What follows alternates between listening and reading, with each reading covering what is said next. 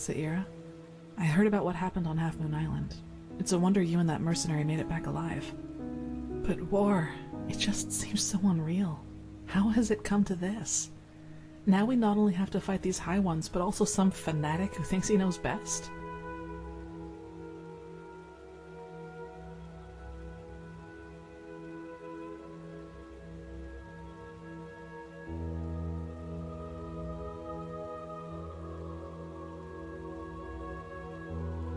If they are, then maybe we were foolish to think that the Red Madness is the only weapon at their disposal. Tell me, Saira, how is it possible that our beliefs about what's best for mankind are so different? Why are we so eager to be at each other's throats?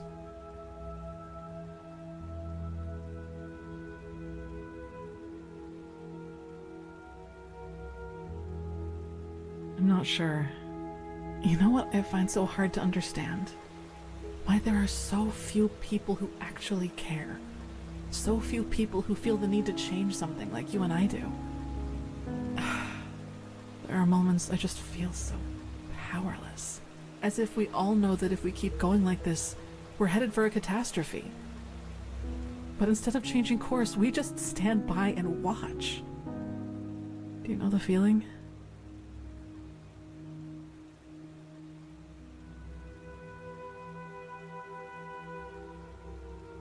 Yes, I mean, is it so hard to see that this world could be such a better place if we'd only care a tiny bit more about something other than what's happening in front of our doorsteps? You understand what I'm trying to say, don't you? You know that feeling too.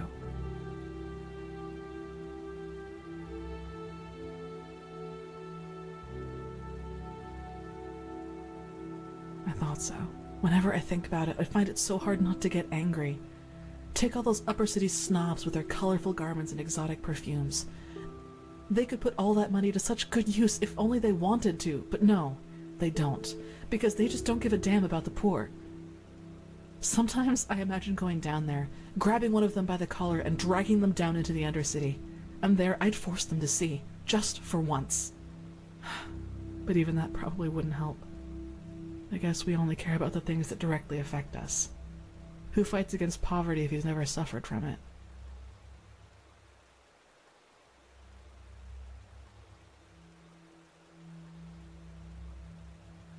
No, it's not. It should be what everyone does. And once again, you've had to listen to another deluge of my whining. I guess I'm just not a person for pleasantries. Sorry.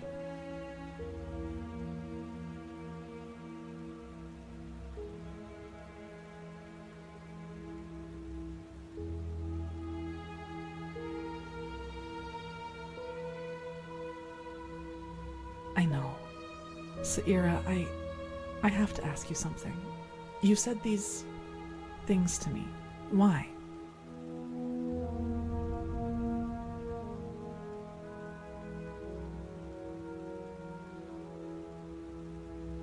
Compliments.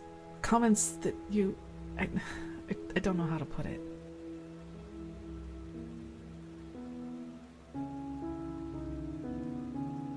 No, but I just don't think that's a good idea. I'm not made for things like that. I've never felt the need for them, and honestly, I think it's dangerous. At least for me.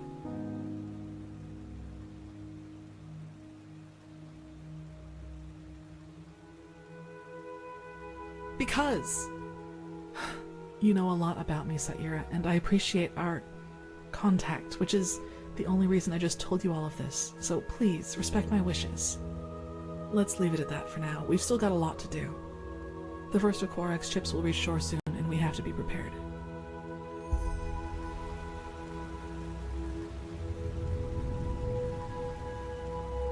Let's hope he knows what he's doing. Prophet? Yes?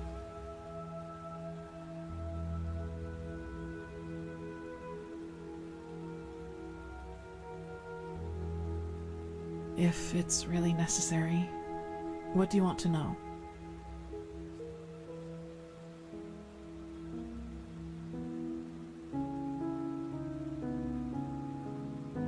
If that were the case, I probably wouldn't be here right now, would I? No, it hasn't. Usually it's just thoughts, and they're almost always there. It's as if there's always something lurking in the dark corners of my mind, just waiting for me to give in. It's tough, to say the least. I don't know if you can relate to that.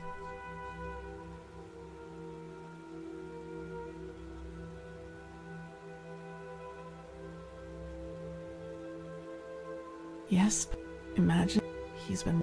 that is the... Yes.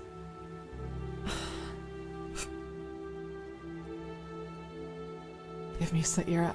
I can't talk about this. I am sorry.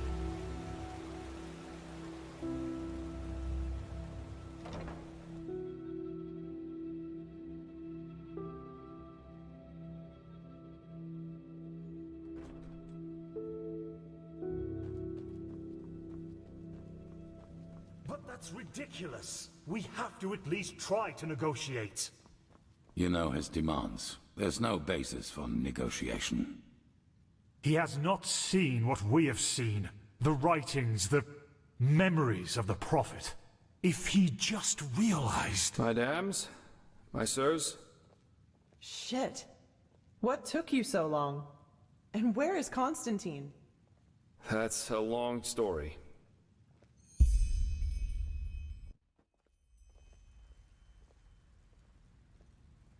And those were his final words? I can't believe it.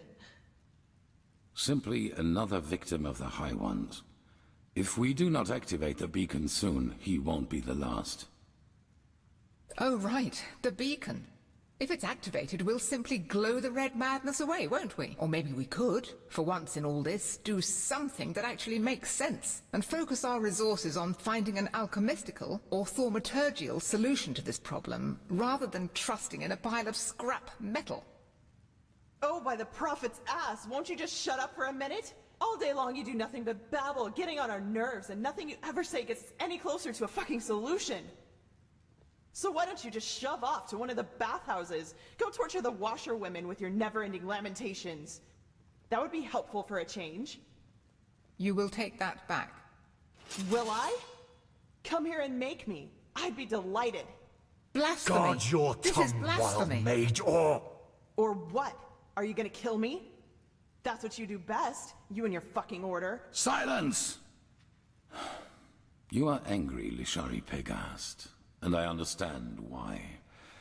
But in the moment you let that anger destroy this alliance, Firespark's sacrifice will have been in vain.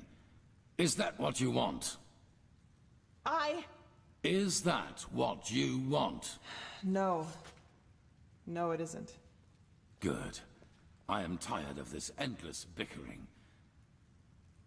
We have a responsibility, and we will fulfill it. Well said, Oranthio. And how exactly do you think we are going to do that? Without the sources, the beacon is as worthless as a heap of rusty iron. The chroniclers are on it, and they will find the answer. Novice, tell Commander Aaron to join us. We need to plan the defense of the land. You, Prophet, will come to me as soon as you have recovered. Now, let us get to work.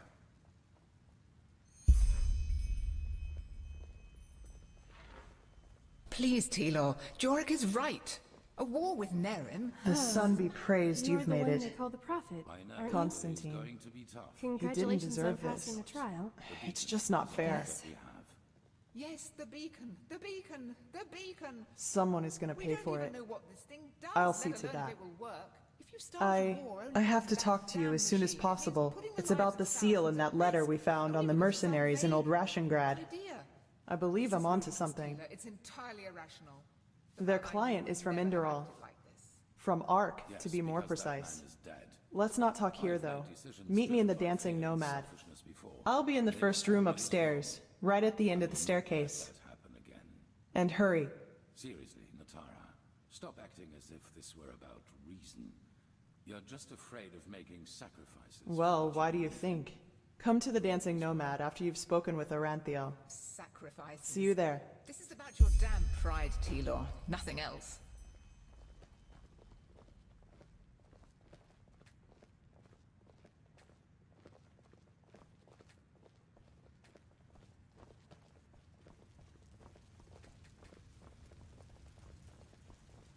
Hello.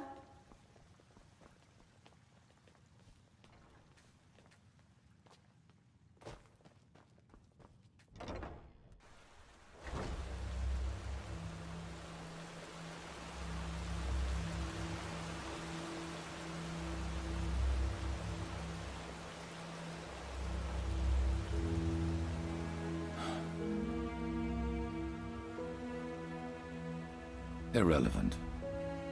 This madman, Koarek. He has completely reshuffled the cards. Now we not only have to deal with the High Ones, but also with him and his fanatics. However, there's also good news. You have probably seen it already. Physically, yes. And we also know how it works now, and how it can put an end to the cycle. It is easier than we thought. The beacon was constructed for one thing, to destroy the High Ones. Once reconstructed, infused with energy and activated, lit, as the Pyreans called it, it can banish the High Ones from this plane of existence.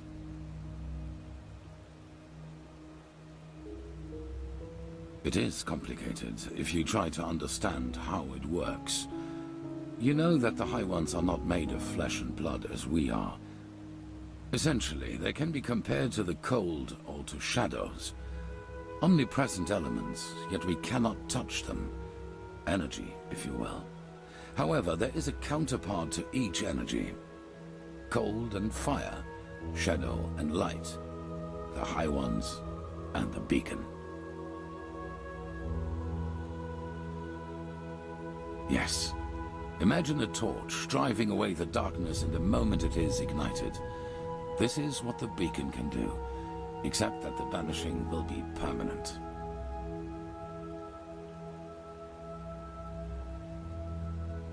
Yes, as I said, it needs to be infused with energy before it can be lit. I take it you have noticed the 3 sockets on its base. They are what it draws its power from. Once they are filled, the beacon can be ignited and the High Ones will be undone, once and for all. At least, if the old writings are true. The only thing left for us to find out is what these energy sources are. But we are close. Give the Arcanists some more time and I will let you know if there's any news. In the meantime, get equipped accordingly. Some of the Nerimes have landed already, and outbreaks of the Red Madness become more and more frequent as we speak.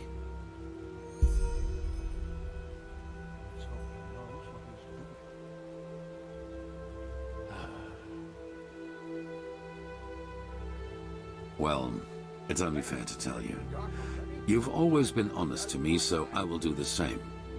Have you ever heard of the Night of the Thousand Fires?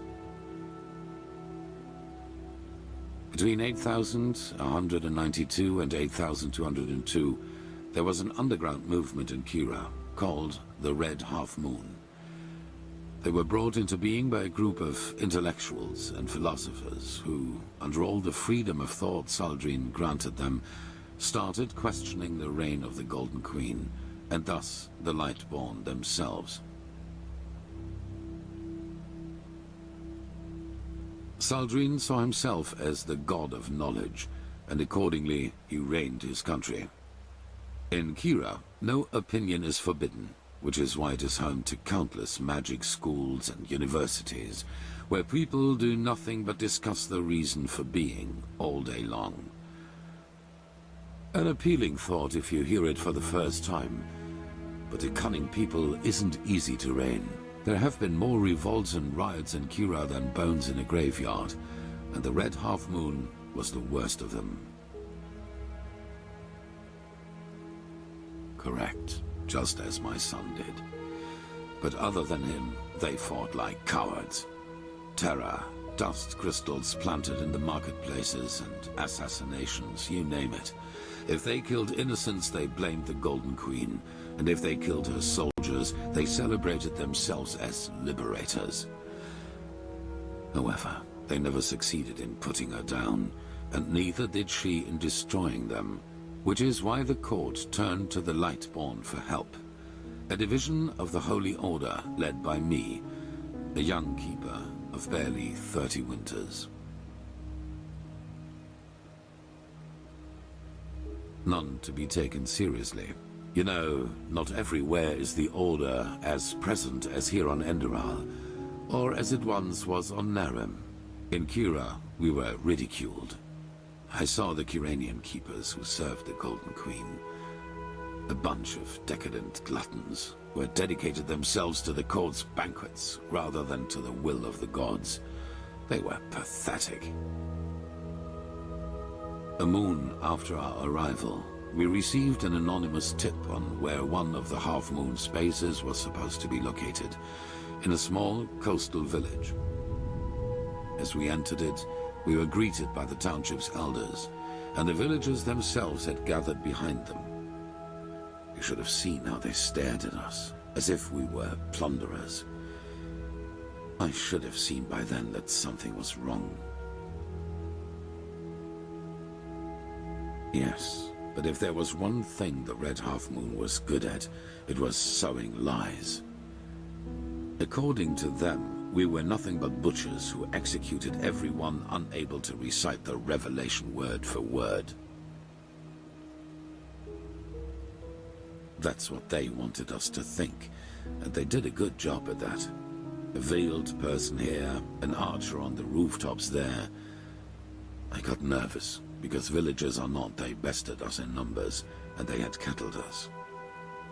Then a man seemed to charge at us, and I gave the order to draw weapons. It was just the spark they needed. No, not a fight. A massacre. The villagers had pitchforks and shepherd staffs, and we had shadow steel swords, let alone the fact that we were trained warriors. I realized that I had made a mistake a split second after it started, but it was too late by then. My men, they slaughtered them all, like pigs. At the end of the day, 300 people were dead, and only 10 of them were keepers. Have you ever been in a big battle? Even if my men would have stopped, the villagers were blinded with rage and panic. No. From the moment I gave the order, it was too late.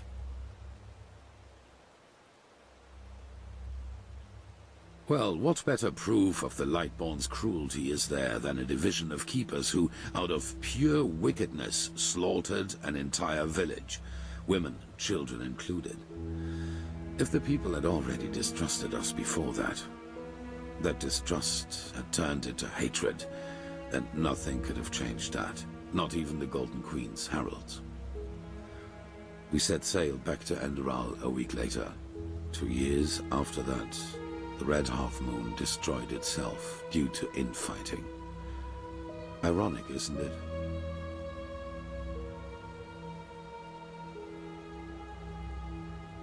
I should have, yes. The Lightborn and the Grandmaster back at that time showed the compassion I wouldn't grant myself. But I learned one thing, and that is that I will never again let fears about my own life influence my decisions. What happened in Kira was the consequence of my own cowardice, and my unwillingness to give my life for a just cause. That will never happen again.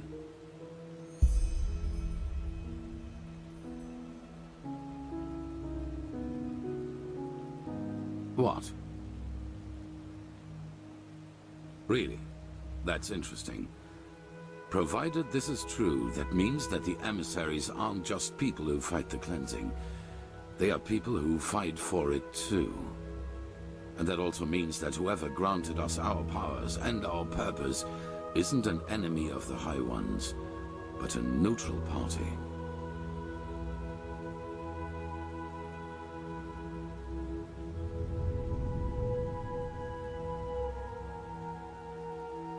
I beg your pardon.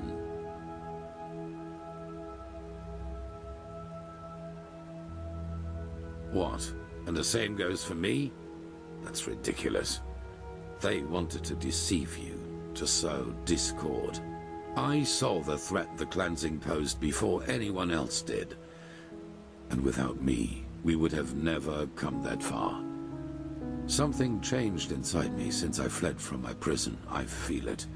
And it is the same thing that made you a part of all this. Now, enough of this.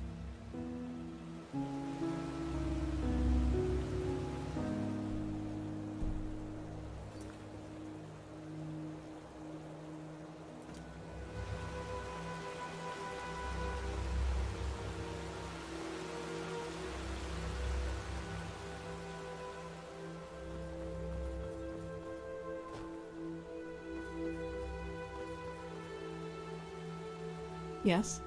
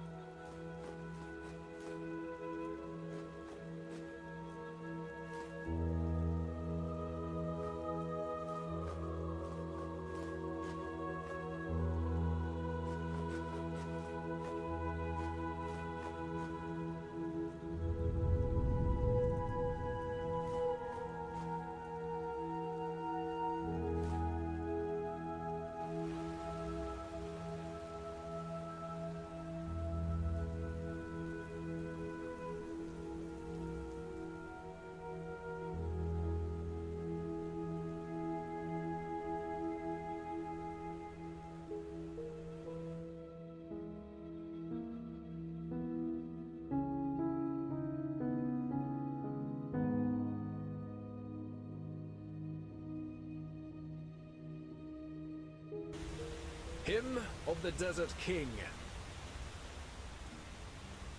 Dark as the sun, light as the night. Thousand raindrops, red and small.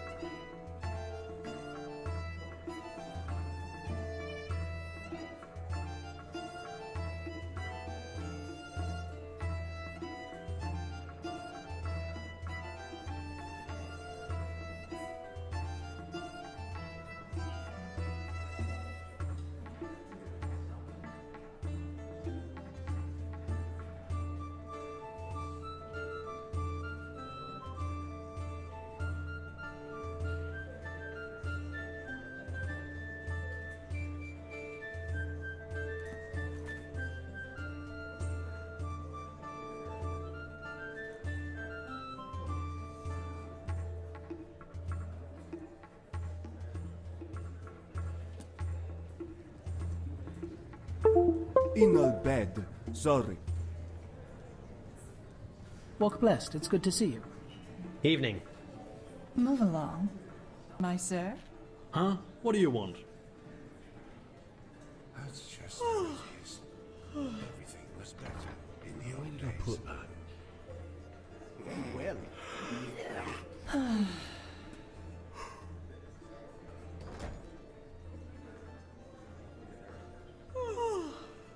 Prophet, are you in there? Kirash, what? Why? What have you done? Watch your tongue, Shari. Be glad that the blood is already dry, or else you'd be nothing but a pile of bones by now. Forgive me. I just can't believe it. Anyone but Lishari? Yes, I know, Nea. But she was a good woman. We both know that we're not involved in this, so please tell me why you and Lishari wanted to meet up here? Were the two of you close? It's been a while since there was a man at Lishari's side.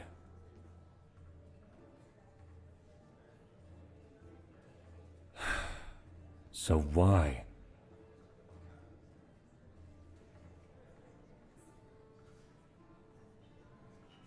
What?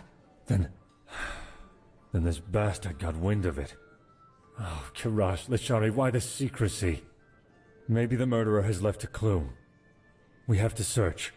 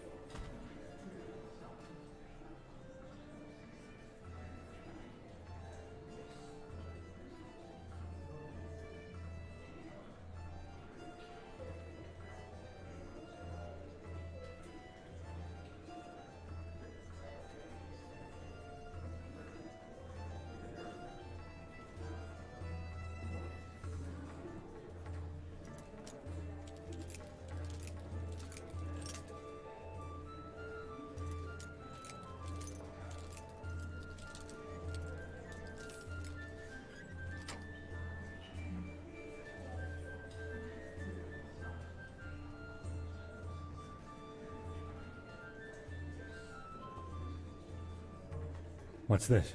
Let me see. Yes! This could be our clue.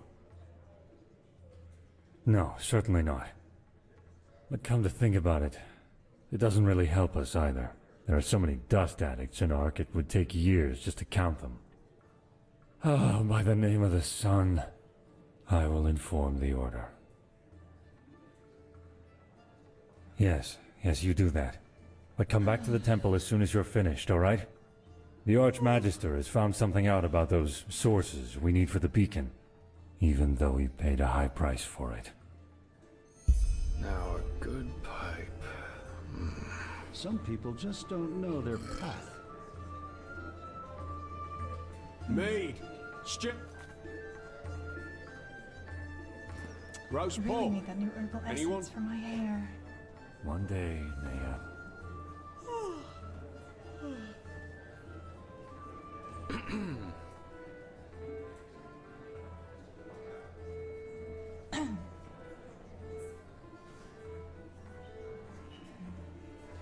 Oh, yes, of course you'd say that. Well, that's just how he how they is. are. Always talking rot.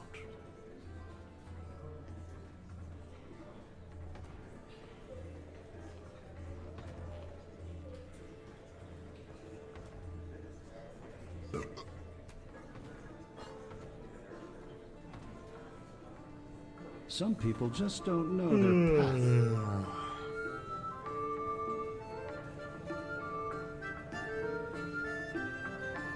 walk blessed.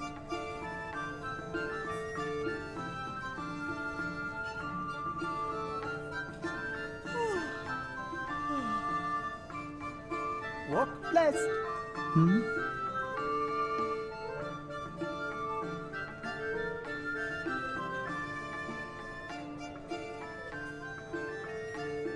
blessed!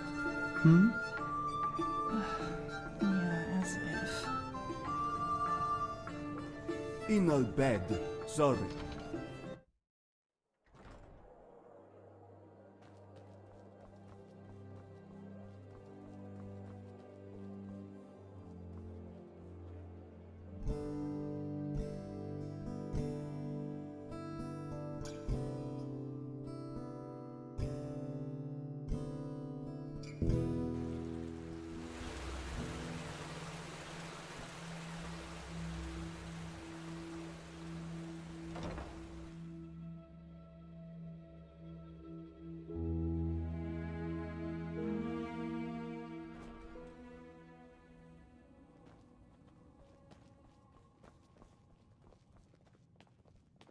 The fabled prodigy.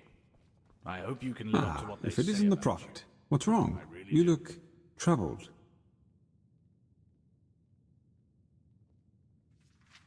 I know. Shah Rim has already told me.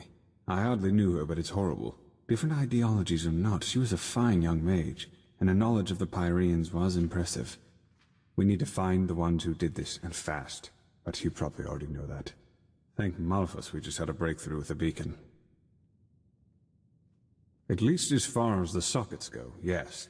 In the old tablets you found in old Dothugrad, there's talk of black embers, which are supposed to be some kind of energy supply for the machine.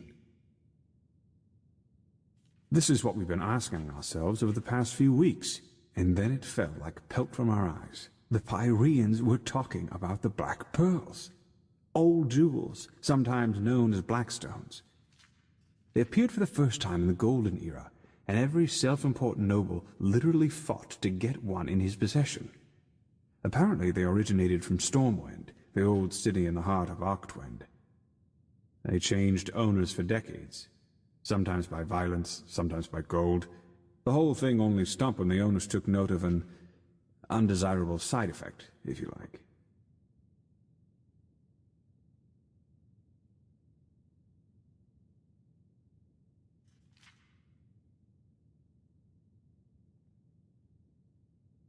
Everything has a catch, and sometimes this catch is even upside down. But the stones weren't somehow enchanted, if that's what you're thinking.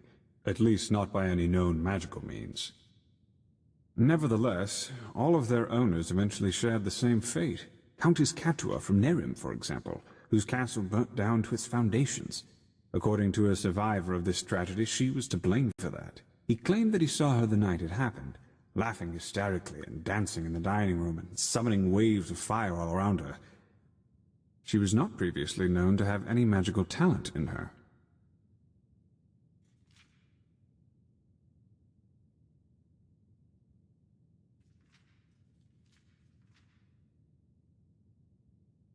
Correct.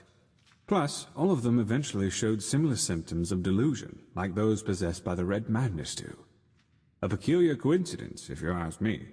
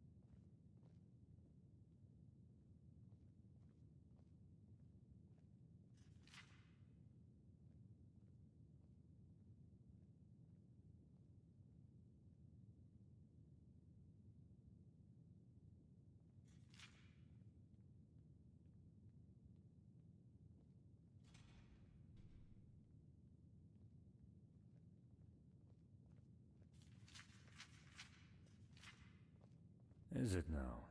Remind me not to burst into tears.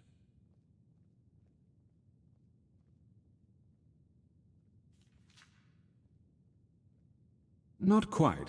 Those who owned a pearl tried to get rid of it, or lock it up somewhere safe, and eventually they fell into oblivion. Tell him your theory, Archmagister. Yes, of course. We believe that the stones carry energy, pure, uncontrolled magic, and that the High Ones use them for their own purposes.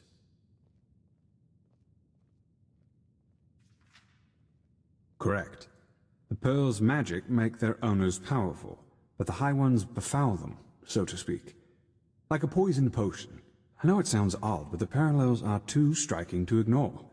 The red shimmer in the victim's eyes, the slow descent into madness, and ultimately this irrational, destructive act of violence.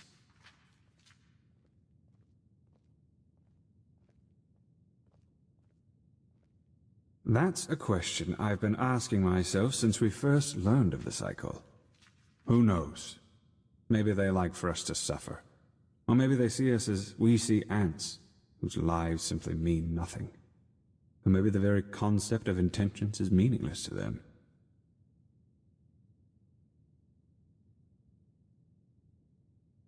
That's what we think, yes. Nothing else in this world possesses that much raw power.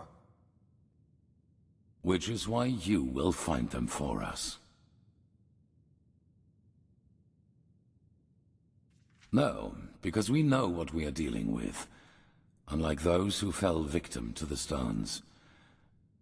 Imagine them as a powerful, magical sword. A fool won't know how to wield it and will eventually cut himself with it. A seasoned warrior, however, can use its power for his purposes. Which doesn't mean, however, that we will be careless with them. What we need is their energy, and once we have transferred that to the beacon, their shells will be useless to the High Ones.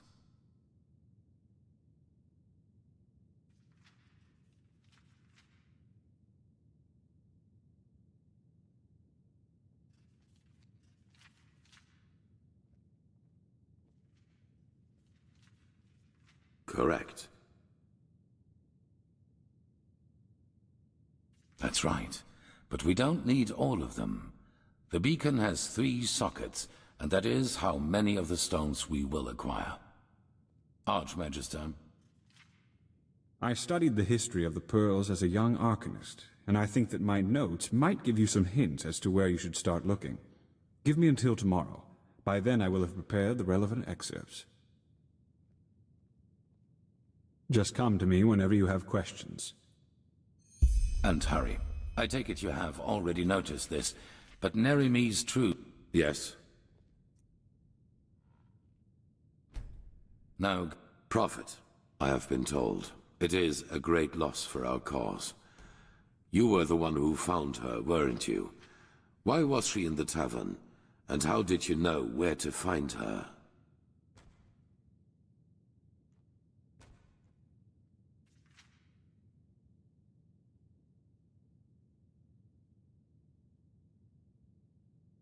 And she did not say anything else? That was foolish. Here in the temple, the murderer would not have had such an easy time. And whatever it was she found out, she took it to the grave with her. Now we are back at the beginning. I will ensure that she gets a proper funeral. Commander Aaron will take care of the investigation.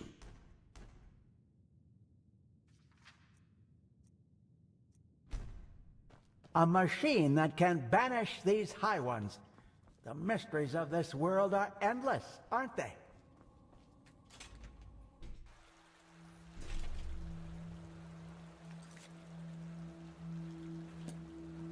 Yes.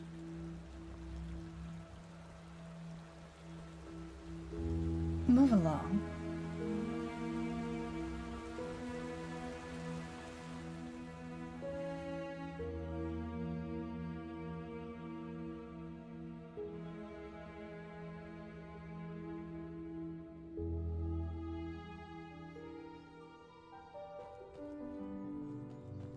My sir?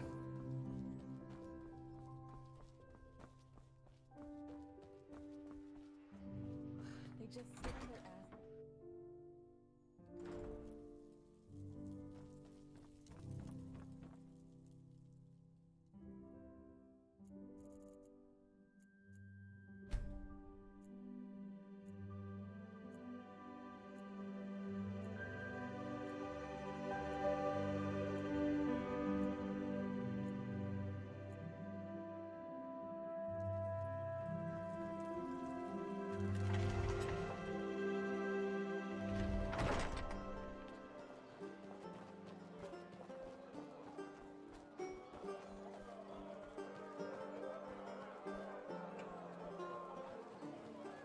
Huh? Can I help you? Monsieur?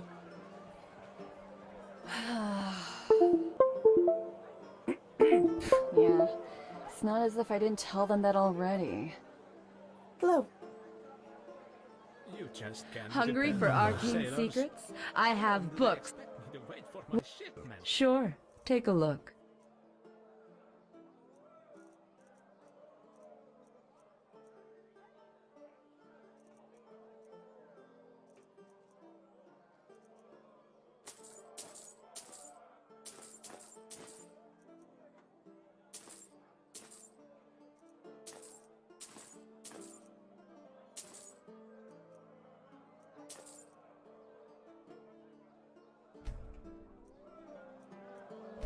Walk blessed. Huh? Can I help you?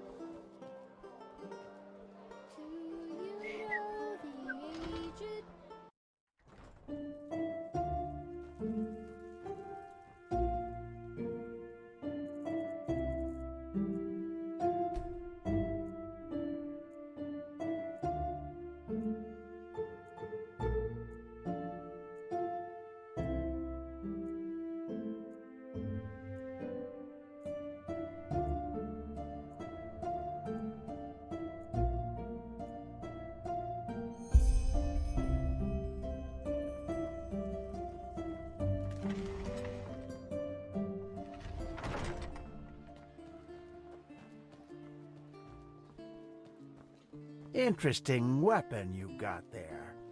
I don't even want to know where you...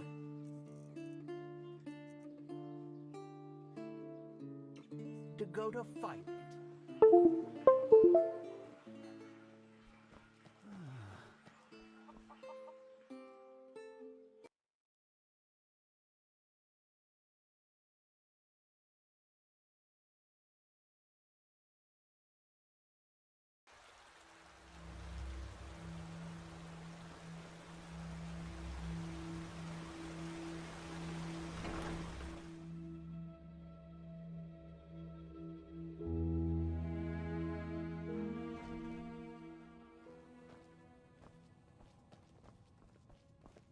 Yes.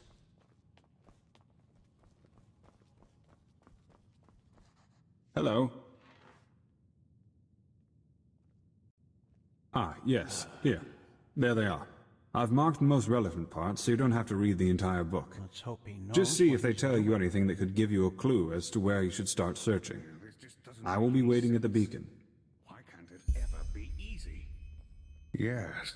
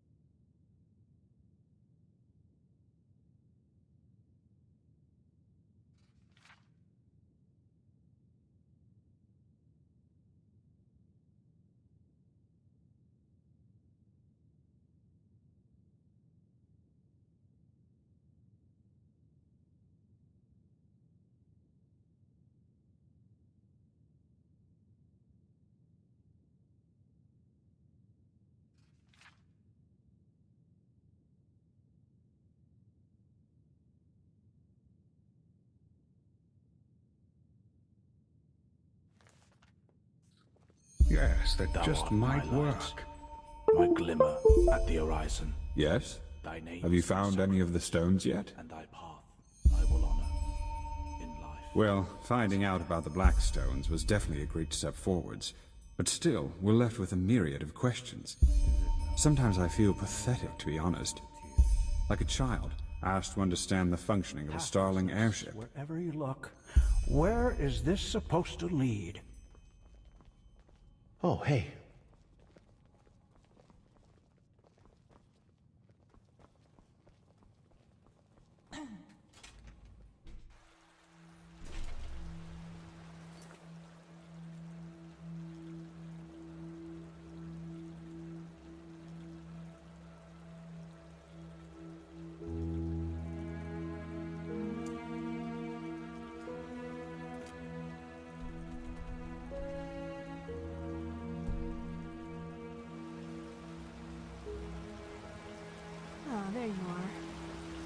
Did you find it? Yes, here. But be careful, okay?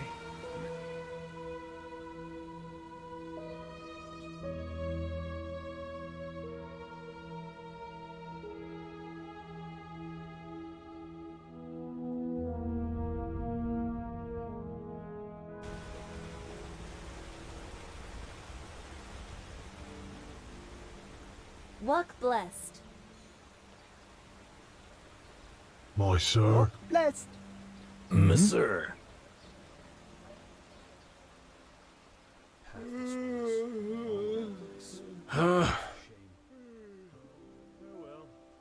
Why, the king of the fabled empire of old Aranath, and his 101 catamites, of course. Why the stupid question? If you don't know whose house this is, then you sure as fuck don't belong here.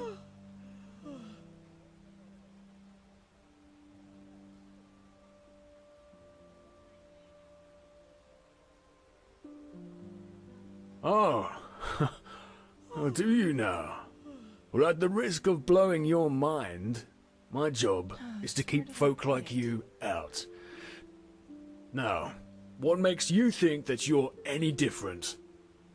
That's just how it is. Men like me? What's that supposed to mean? What the? Now you listen here, you imbecile. I'm standing here because my master pays me a cuntload to do so. That's all. I don't owe that bastard anything. Plus, I'm sure as fuck not a simple man. I'm a bloody adventurer, a libertine, and all this, it's just temporary. Yeah, that's right. It's just temporary.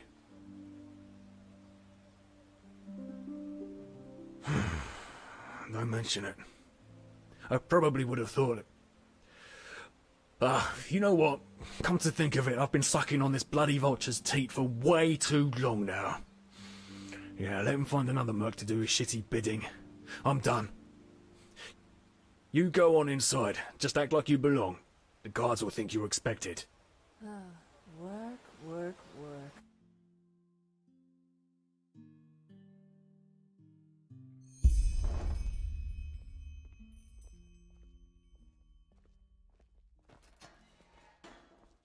Walk blessed.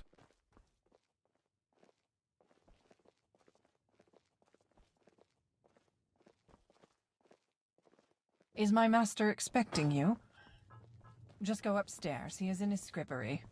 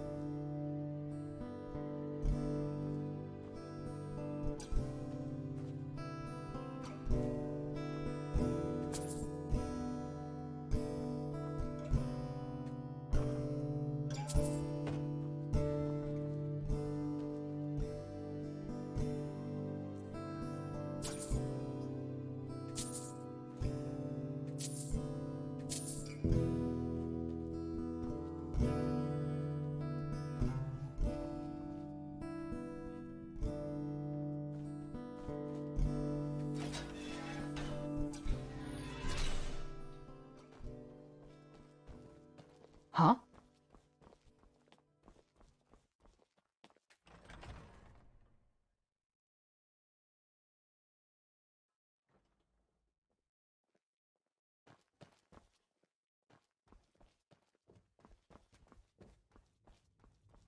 Huh? Oh, grand. Yet another proof of the notorious reliability of sellswords. I should have known that simpleton was only good for peeling potatoes at best. So, what is it that you want? To mug me? I would seriously think that over, considering my esteemed bodyguard over there. He belongs to the petrified, and I'm sure he would love to demonstrate just what that means.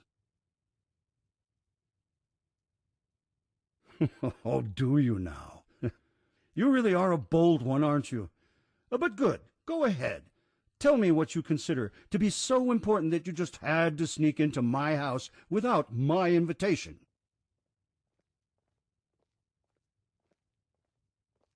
What? No, you're mistaken. I have no idea what you're talking about. Now get out of here. Oh, am I now? Tell me, do you even have the slightest idea whom you're talking to? All I need to do is bend a finger, and you'll spend the rest of your life as a whore in the Silver Cloud.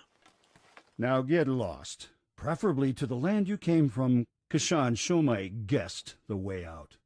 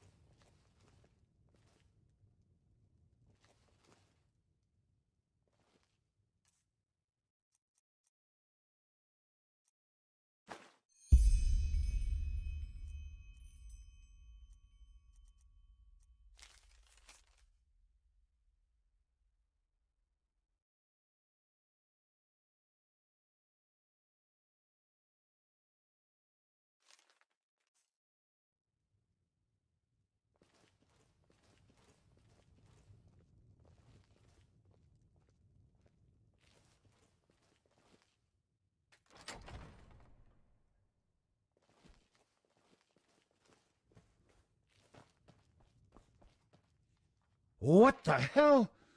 I've no idea how you got in here, but I swear that you're about to see me get real angry.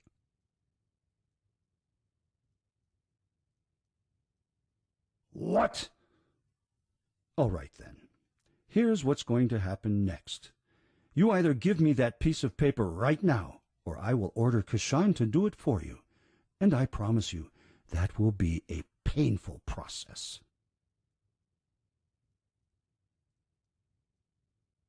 Your employer? Pah! You're bluffing. I could kill you right here, and no one would ever notice that you've gone missing. You. All right, then. If your life depends on it. So, what do you want? If this was about doing damage to me, you wouldn't have come back with a certificate. So here's the deal. I'll tell you what you want to know, and you'll give me back the paper and keep this matter about the child to yourself. And one thing in advance. Try to double-cross me, and you will regret it. I promise.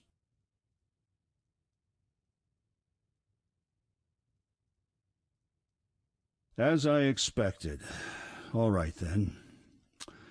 So, yes, it is true that I once owned the stone, but it is also true that I no longer do. That thing whose birth that piece of paper in your hand proves owns it now, if it is still alive, that is. Don't call it that.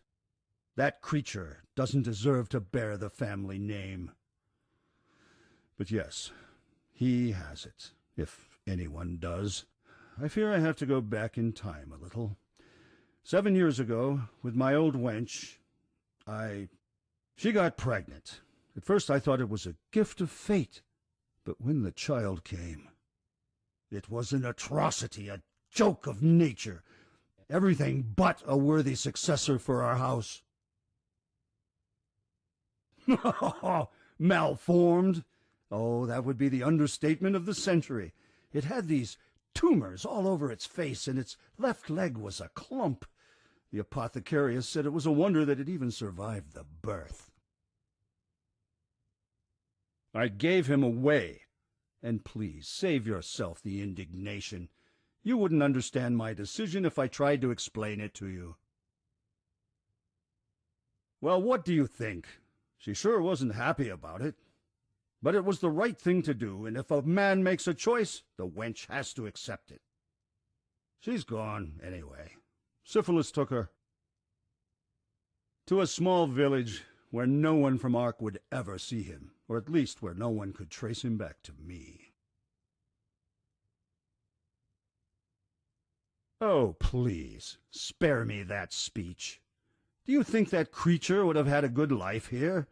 Just go take a look at all those cripples and sick in the Undercity. What future is there for them? They are the refuse of nature, and that is how they are treated. No, the only future that thing would have had would have been as an attraction in a traveling circus. I probably should have just put it out of its misery right away. Shame that I let my wife sweet-talk me into doing otherwise. My wench. She stole it from the treasury and put it into one of his pockets. She probably thought it was a common jewel of some sort, and that it would help whomever he ended up with to take pity on him. But truth be told, I didn't mind too much when I found out. Buying the black stone in the first place was one of the biggest follies my father ever committed. I don't put much stock in superstition and folk tales, but everyone knows something is wrong with those things.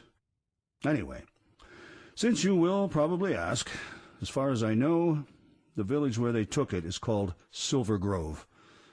If the stone still exists, you should find it there. Now, give me the parchment and get lost. I kept my end of the bargain.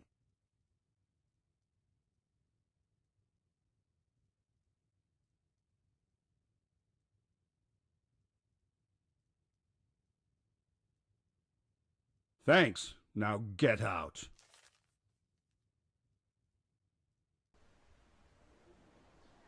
In the shackles of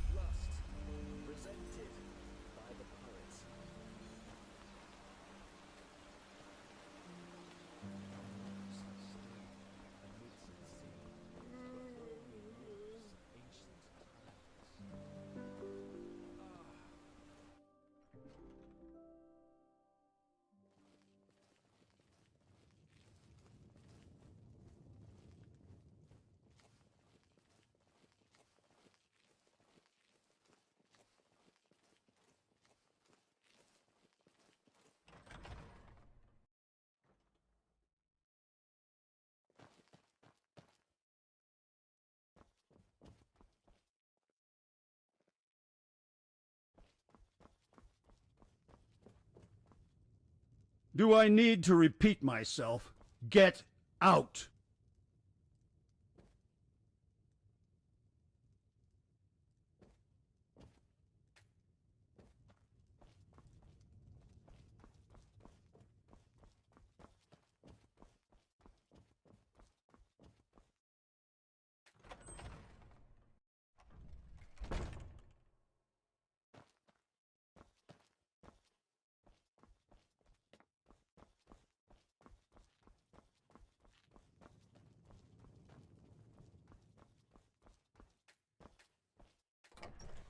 Hymn of the Desert King.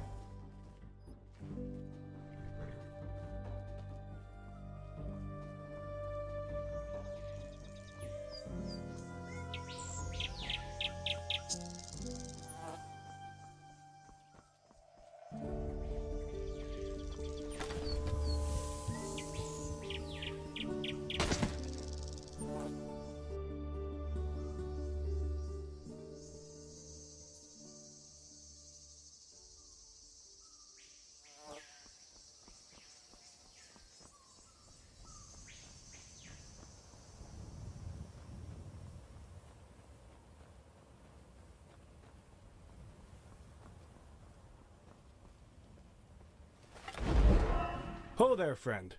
What are you doing out here at this time of day? In a few hours, the Bone Rippers will come out of their caves, and unless you're eager to meet one in person, you should see to it that you're far from here when that happens. Heard of it? I guess you could say that. Behind these gates is the Valley of Silver Grove, and... you know what? Actually, I was just about to close the gate for the night, but if you're looking for our village anyway, why don't you just come in? I won't open them again until tomorrow noon, but that should be enough time for you to finish whatever business you have here. My Dame Thalar's banana grog is a blast, if that helps you decide. Is it? I think trust has to start somewhere, doesn't it? And I've got a good gut feeling about you. That has to be enough for starters. Glad to hear it. Follow me.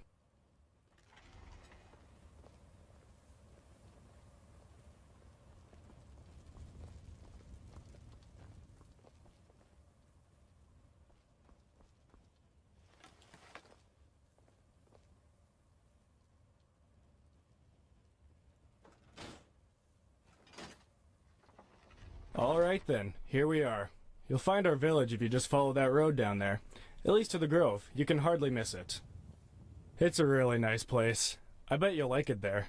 Since that boy found the silver vein in the grove, we live like the Lightborn do in Inadan, really. So I guess this is farewell, isn't it? Unless you have questions.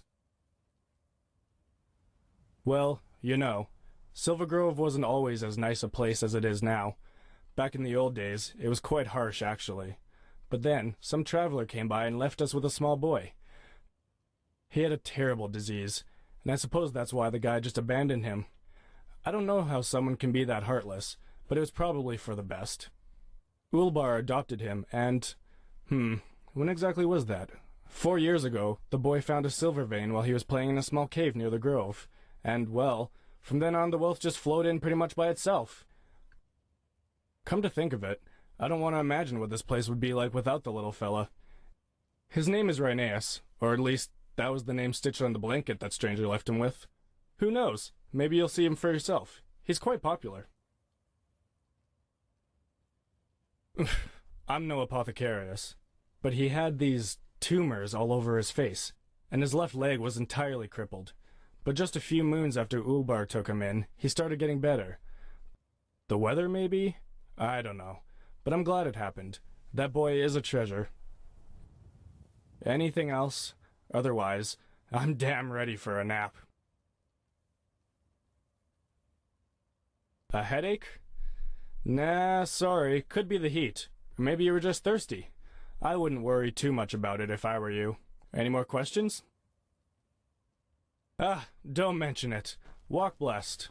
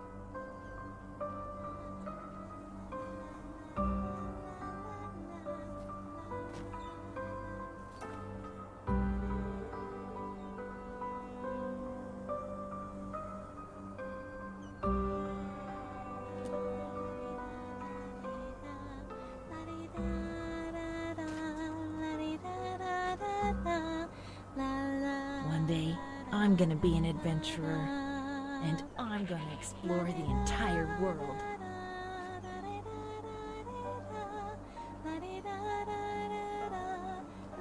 Greetings.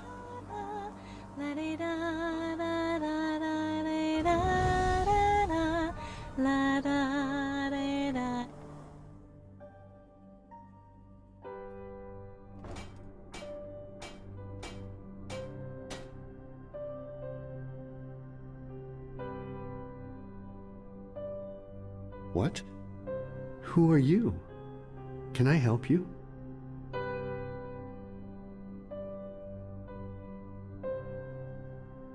Foster father. But yes, I am. Why do you ask? Do you know Rheneas? Is it? Well then, be my guest. His room is just through that door over there. I think he's reading at the moment, but he always likes company.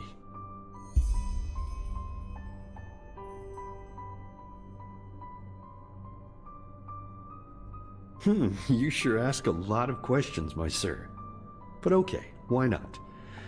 You know, I'm a widower. My companion and I always wanted to have a foster kid before Rheneas.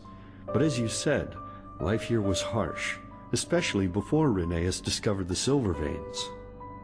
Frankly, we barely had enough to eat ourselves, and there weren't exactly a lot of orphans around here to take in either.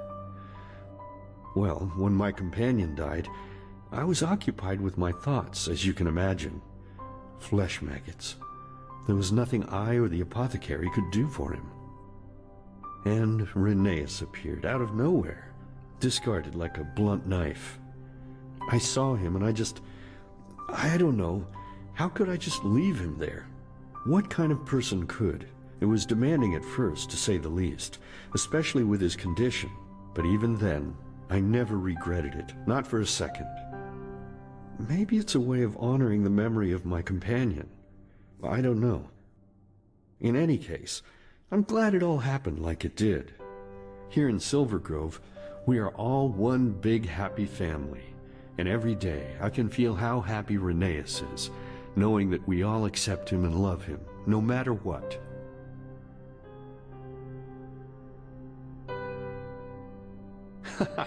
Yes, maybe we are. But you know, trust has to start somewhere, and in my experience, it is always rewarded. We have never had any problems with new people in Silver Grove. Never. And I have a hunch that's not about to change now. Well, you sure know a lot about my boy, considering that you've never seen him before. But yes, it's true. He's as healthy as a horse, and has been for quite some time now. For some reason, those tumors he had started healing shortly after he arrived here. And no, I don't know why. And frankly, I'm not sure I want to. Some questions are better left unasked, as the saying goes. But you know what? Even if that miracle hadn't happened, it wouldn't have made a difference. Not here in Silver Grove. We would never have abandoned him like the ones who brought him here did. Rheneas has a good heart, and that's all that matters.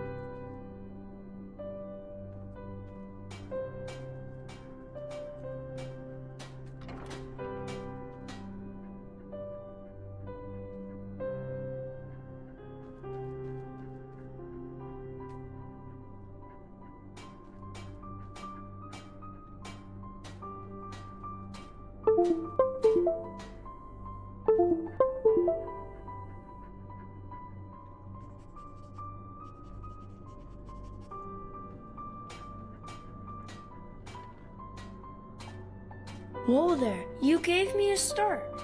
Who are you? I don't think I've seen you before. Ark? That's way out there, isn't it? Then you must be very happy to. Hey Thoris, what are you doing? Oh, blazes, that's my favorite toy. You look as if you can run fast. Can you catch Thoris for me and get my teddy back? If you don't, I'm sure he will bury it somewhere in the sand, and I'll never get it back then. Could you? Man, that's really nice of you. Then run, quickly, before he's gone.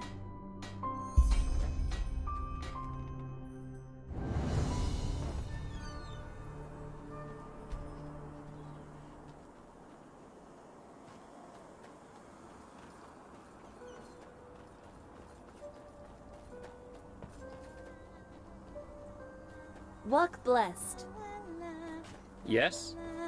Greetings.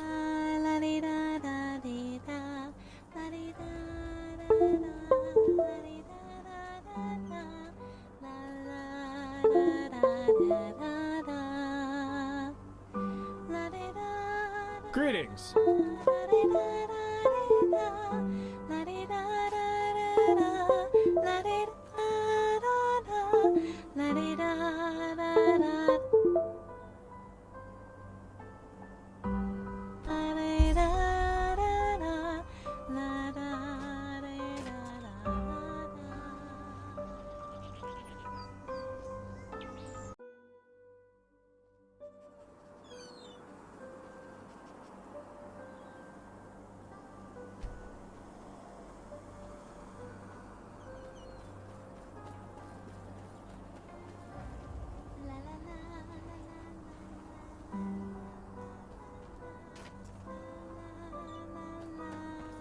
Monsieur? Greetings.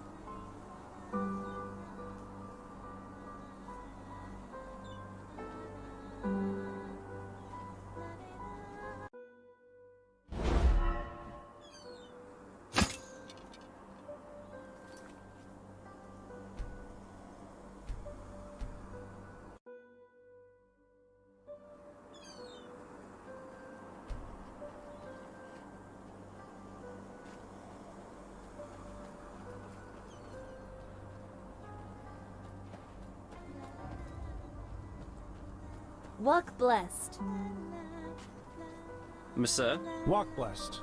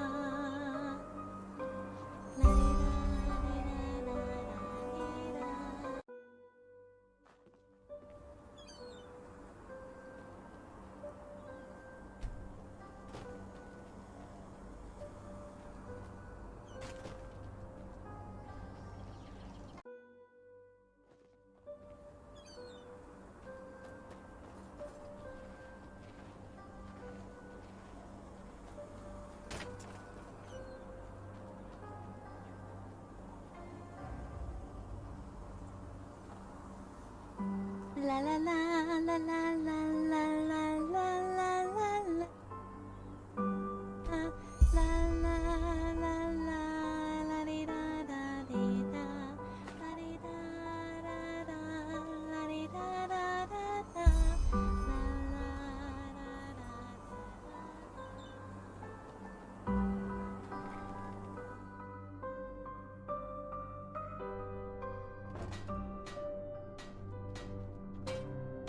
There you are! So, did you catch him? You found it? Show me. Yes, that's him. Wow, that was just awesome. Thank you. Retha and Gages will be so jealous when I tell them that I have a friend like you. You are my friend, aren't you?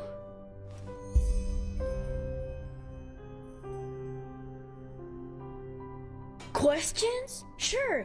You helped me, and now I'll help you. That's what friends do, isn't it?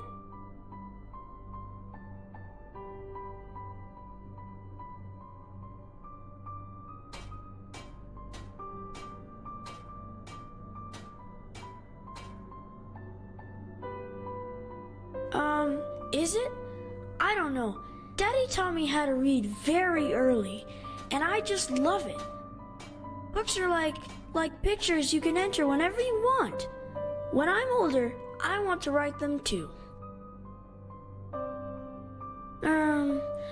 I don't know. I think I'm 7. Yes, that's it. 7 years old.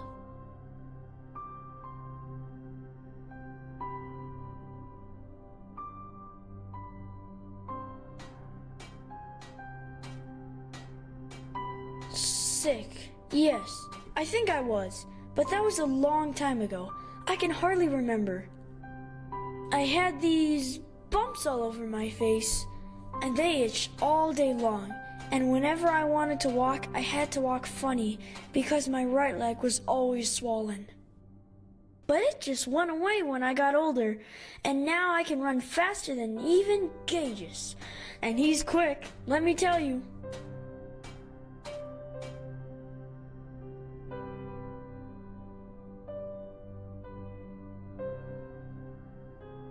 Where I'm from? What do you mean? If you say so. Yeah, I do. They're so beautiful, aren't they? You know, here in Silver Grove, we have them in so many more colors than the outside does. Daddy told me that once. I catch them, put them into a jar for a day or two so that I can draw them, and then I free them again.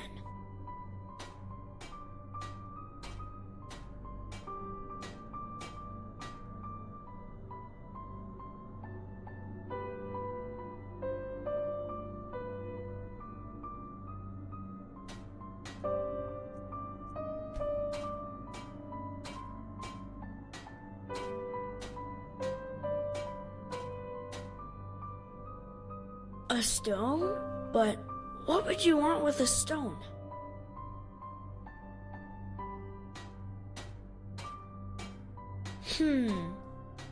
Okay, yes. I think I know which stone you're talking about. And yes, I can show you where it is, but only under one condition. That we make a bargain. That's what you grown-ups call it, isn't it? A bargain? It's simple. You grant me 3 wishes and I show you where the stone is. Well, I can ask for 3 things that you have to do for me. And don't worry, it will be fun. You'll see. What do you say? Do we have a deal?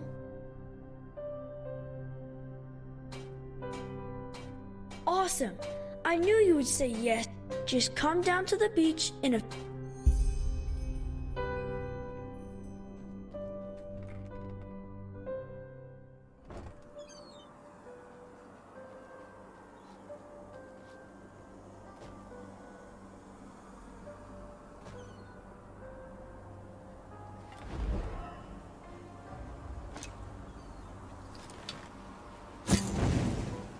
Good. One more time. The left switch makes it go faster. The right one starts it. You got it? Yeah. Thanks, Daddy. You're the best father in the whole world. And you are the best son. But look who came. I will leave you two to it, okay? And remember, don't steer it toward the village. You don't want anyone getting hurt. Have a good time, you two. Hey, that was quick. So, are you ready? It will be a blast. I promise. Okay, actually, it's really simple. Do you know how to shoot a bow? I knew it. Awesome. So, now look.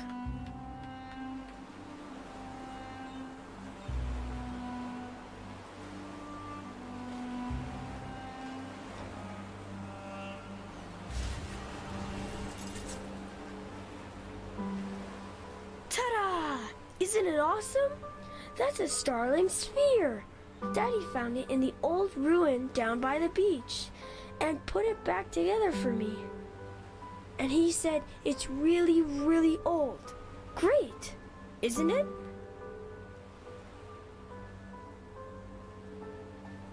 Yes, it is, but Daddy is like a wizard when it comes to fixing things.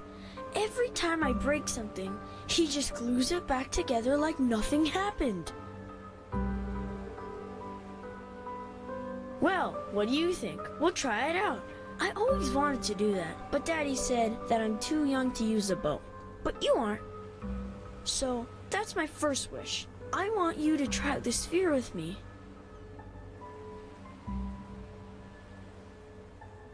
Easy.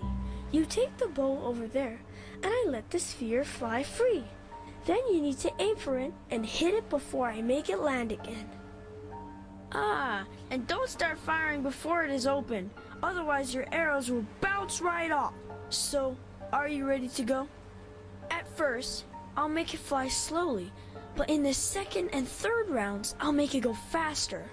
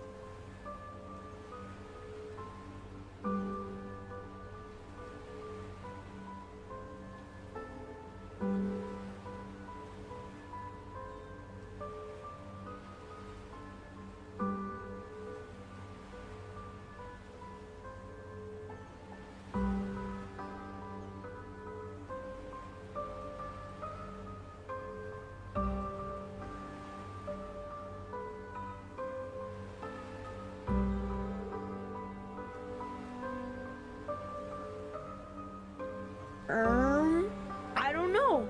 I thought it would be fun. And that's what's important, isn't it?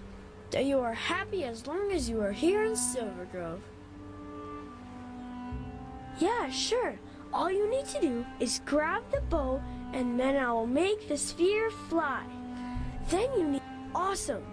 Don't worry if you do poorly the first time. We can play as often as you like. If you're ready, take the bow over there and I'll start the sphere.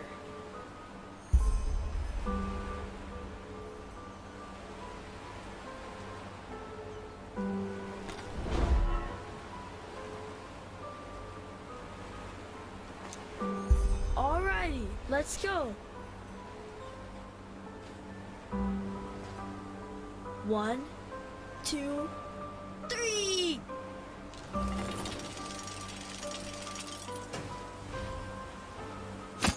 Woohoo! Strike!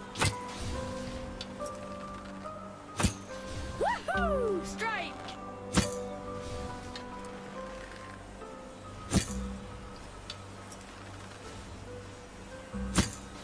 Yes! That was awesome!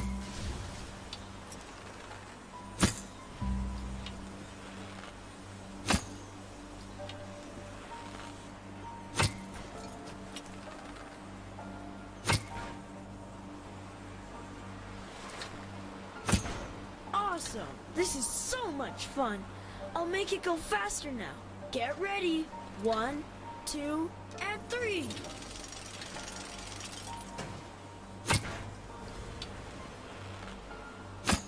Yes! That was awesome!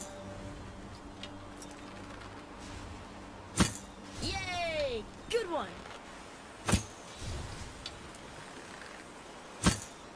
Woohoo! Strike!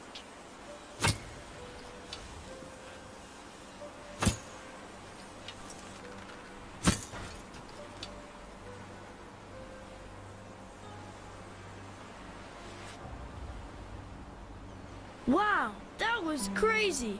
Come, let's see how fast it can go. On my mark. 1, 2, and go!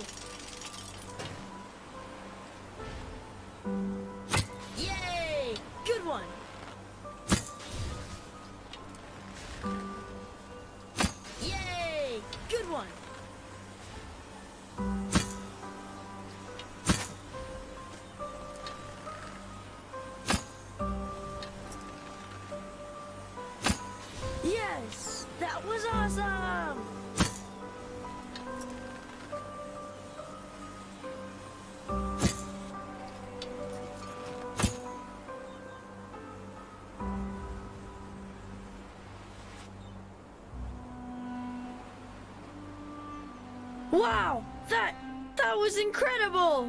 You're really good at this, you know that? I bet the bad guys are really afraid of you. So, what do you say? Another round? Maybe you can do even better. Yeah, sure. That must be tiring, huh? But you did great, really. Thank you for playing with me. I'll go back to the village and tell Daddy that we're done.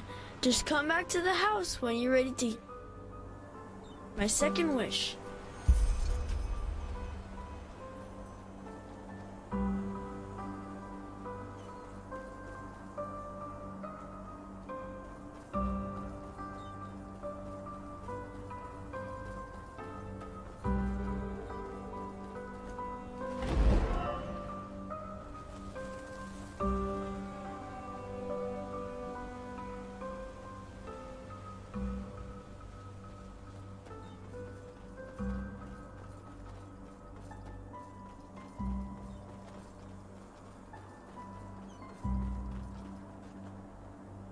Thank you for taking the time to play with Rheneas.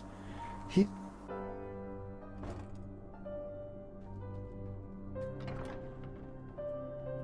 Ah, hey! That was really fun, wasn't it? You'll see, in Silver Grove, it's always like that. No one is ever angry around here, and they're all nice to each other. You know, you could stay here if you like. I'm sure Daddy and the others would help you build a house, and then we could play together every day. Awesome! I'm sure you'd be so much happier here than anywhere else. Anyway, I now know what my second wish is gonna be. Ready to hear it? Alrighty. As you know, I really love to collect butterflies, to draw them, and by now I've drawn almost every kind and that's my second wish. I want you to help me catch some. They look so incredibly awesome. Their wings are black and blue.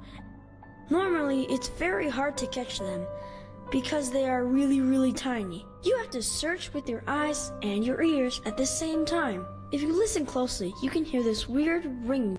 Just be careful when you catch them. Here, I'll give you 15 jars, but if you find 7 of them, that should be enough. Yeah, the Moonglow Meadow. That's next to the old watermill. I'll wait for you in the village, just in front of the tavern. Just meet me there when you're done. Have fun and good luck. Hello.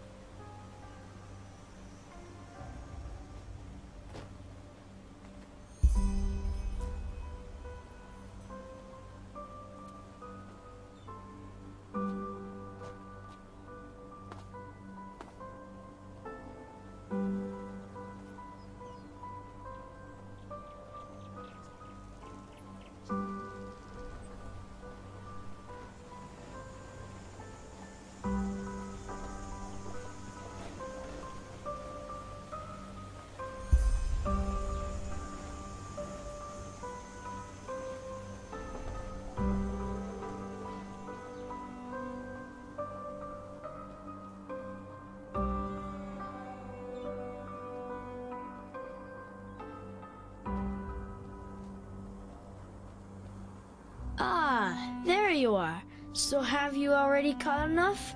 Or do you want to keep looking some more? Yeah, that's awesome. Thank you so much. I could never have found that many without you. I am sure that was fun. Wasn't it? Awesome! I knew you'd like it, and I've got something else prepared for you. Just let me take the jars back home first. See you soon.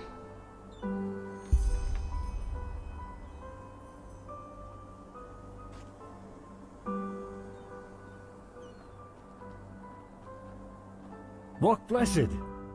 You're not from around here, are you? I don't think I've seen you here before. You're welcome. What would this world be like without people helping one another?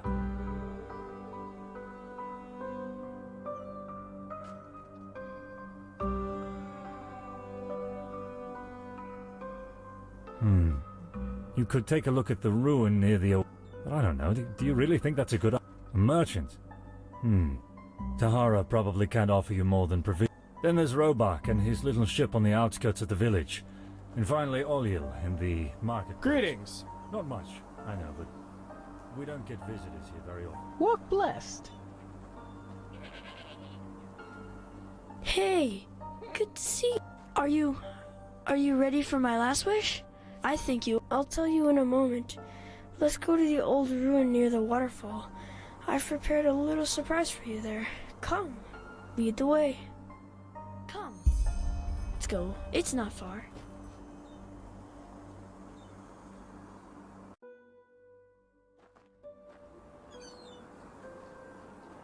Hey, good. Are you I'll tell you in a moment. Let's go to the old ruin near the waterfall. I've prepared a little surprise for you there. Come, lead the way. Come, let's go. It's not far.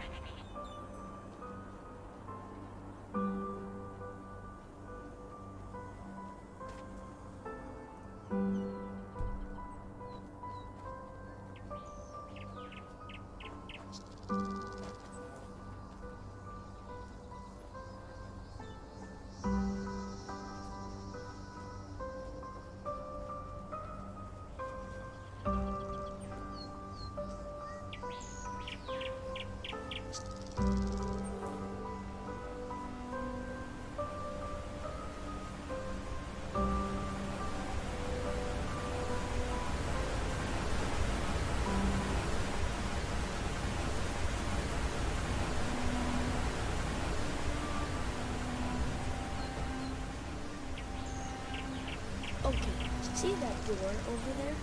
That's the entrance. Here, this key should open the door.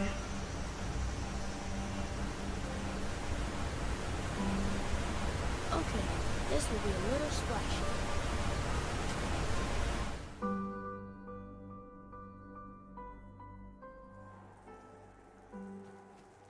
Here we are. It's awesome in here, isn't it? Take a look around if you want.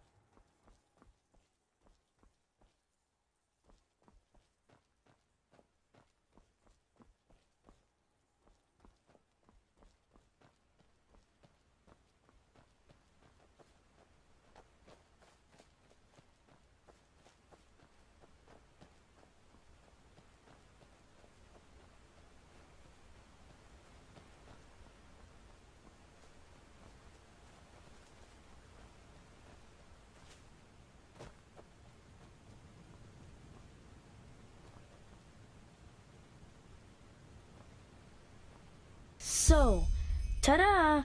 That's the surprise I promised you. Do you see it? That's us, on the beach here in Silver Grove, right where we tested the sphere. Do you like it? It's really nice, isn't it?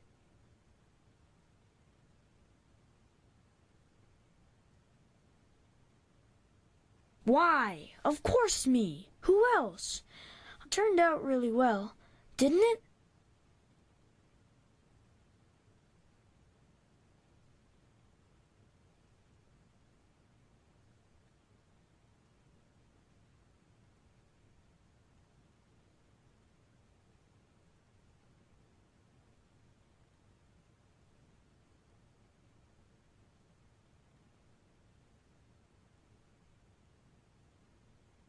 Do you think so? I thought you'd like it, but I wasn't sure. Thank you. It really means a lot to me. Can I tell you my last wish now? After that, I will give you the stone, just like we agreed. I promise. I want you to stay here.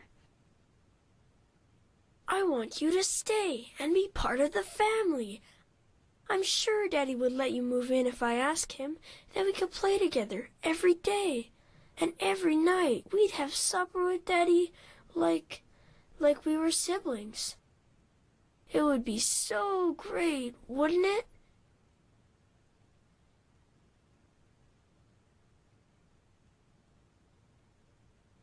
But why not? Why? I just don't understand. It's so much better here in Silver Grove than anywhere else. No one is ever hungry or sick, and there are never any clouds or rain. What is there in that stupid city that you need to get back to? The world out there, it's so cruel, so cold. Or is it me? It's me, isn't it? I've been a bad little brother to you, and all my games were stupid and boring. But I will change all that, I promise. I just don't want you to leave. Without you, I'll be alone again, and I don't want to be alone anymore. Yes, I will be. There's something I need to tell you, but I'm afraid that you will hate me when I do, just like all the others.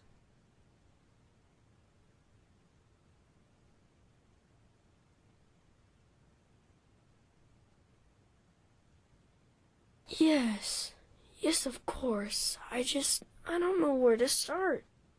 I never wanted them to be trapped here. You have to believe me, but it was the only way to make them love me. Back then, they were always mean to me, even though I never did anything wrong. Every time Daddy took me out on the streets, they called me freak, demon, and things like that. Don't you see? Everybody hated me. They all did. And it was all just because I had those bumps on my face, and my left leg was like a big clump. Only Daddy loved me, and he took care of me.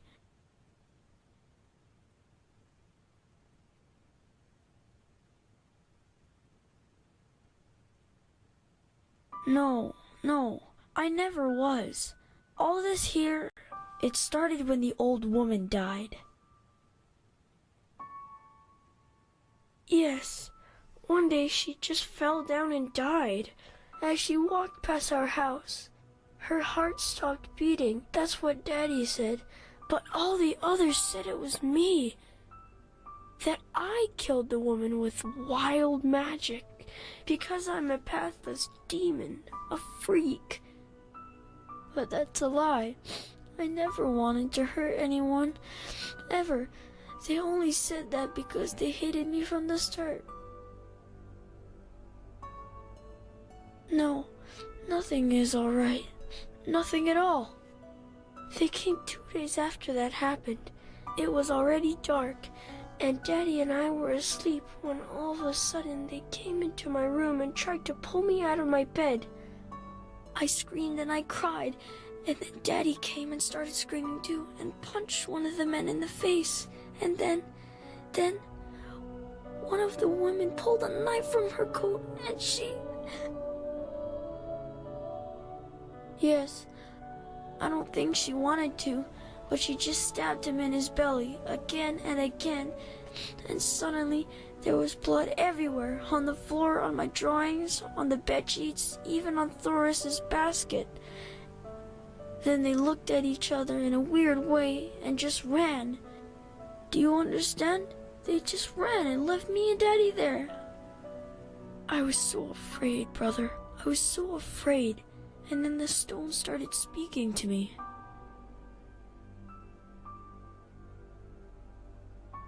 Yes. Do you see the necklace? The stone is in there.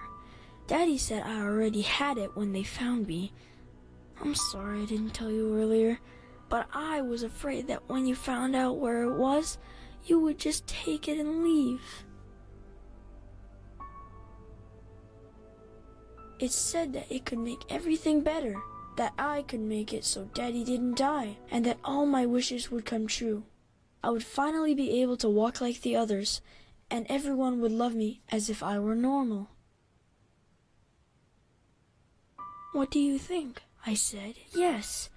Then everything went black and I felt a tickle in my tummy, like when Daddy used to lift me in the air to play Myrad. When I woke up again, everything was different.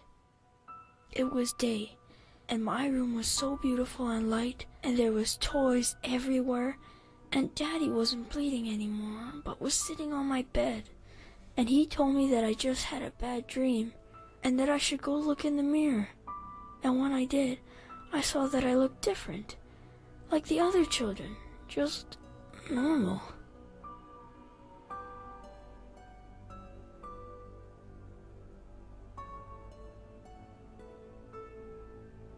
Yes and no. It's the normal world, but different. It is as I want it to be. Yes, I think that the stone can make every person here in Silver Grove see the world that I want, and do what I want them to, even before I know it myself. At first, I was so happy, you know? Everything was so beautiful. There were date pies every night, and everyone loved me. Even the other children played with me because I didn't have the bumps anymore. I was so happy. Because I found out that they were only nice to me because I want them to be. And they all just do what I want them to do, all the time. When I play tag with Gages, for example, it's not really him that I'm running from, it's me. He's just like a doll, a puppet, and everyone who comes into Silver Grove becomes like that, even if I don't want them to. But you are different. I felt it the moment Gumek let you through the gate. You see my Silver Grove, but you do what you want, not what I want. I don't know, but whenever I look at you, it's like a part of you isn't really there. I know it sounds weird, but that's how it is. No, I can't. The stone. They told me once what would happen if I did. Everyone would die, because they haven't eaten anything real for years. It's only me, only my wishes that make them healthy, you see? And even if that didn't happen, I never want to go back out there. Daddy would die, and I would have the bumps again, and everyone would hate me. That is why you have to stay. Don't you see? Together, we can be happy here, and I wouldn't be alone anymore. Please, I beg you. This is my third wish, and you promised me that you'd fulfill all of them. You promised me. No, there isn't. We'd all die if I made this world go away. You, me, everyone. You have to stay. Why don't you believe me? There isn't. And even if there was, I wouldn't do it. You know why? Because you'd hate me out there, just like all the others. You'd see my face, the bumps, my leg, and you'd spit on me and just run away. I know you would, because it's always been like that. Always. I just can't take it anymore. Can't you see? I just can't. You say that now, but how can I know it's the truth? How can I know you won't run away when you see how I really look? Tell me how I can trust you. Promise, but maybe you're right. You were always nice to me from the beginning. But what if the stone is right, and we really do die if I make this world go away? Not just the others, but us too. I'm so scared. I don't want you to die. Yes, maybe you're right. Okay, then give me... Wait, what is this? I feel so weird. Oh no, the stone, it's in my head. Help me, brother, help me. It hurts so much.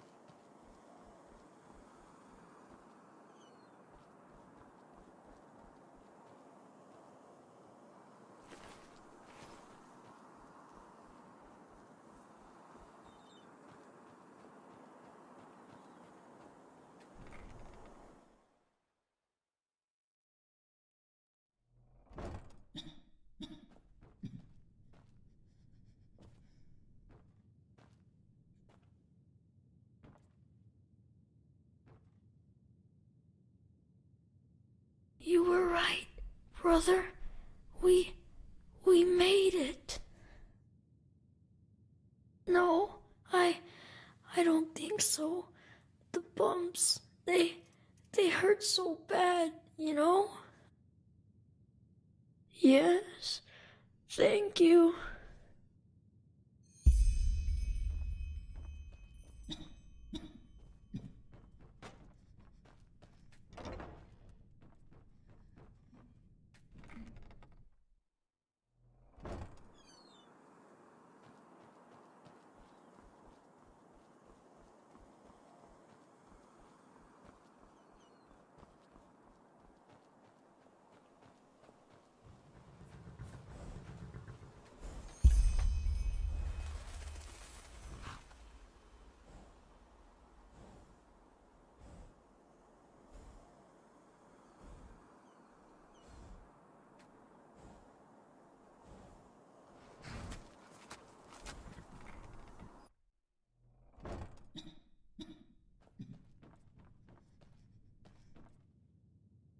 Daddy, is that you? I'm so sorry about the vase. That was Thoris, and I...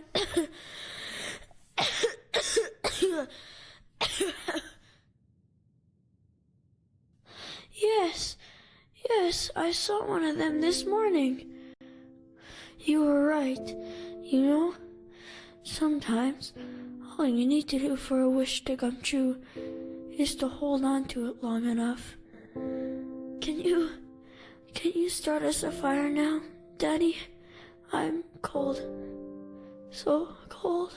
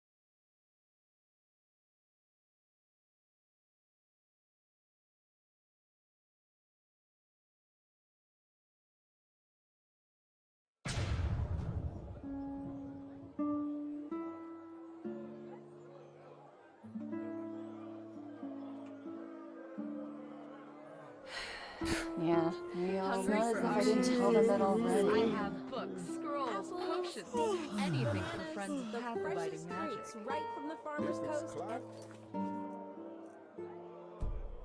Fish you seek, then come and take it. Huh? Can I help you?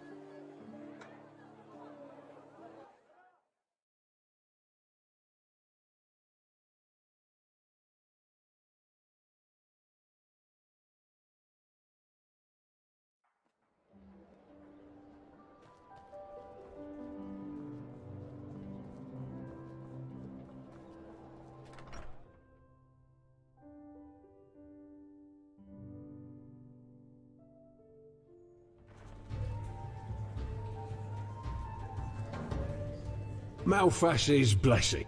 That pretty boy, you mean? Aye. He was here yesterday, all night long, with some noblewoman. Haven't seen him since, though. He looked a little battered, if you ask me. You know him well? I see. You know what? If you're looking for him anyway, could you give him this once you find him?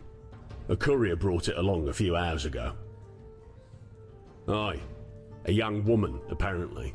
Maybe one of his beloved, who knows. Seemed urgent, though. Anyway, I need to get back to work. I'll tell the guy you were looking for him if he comes back.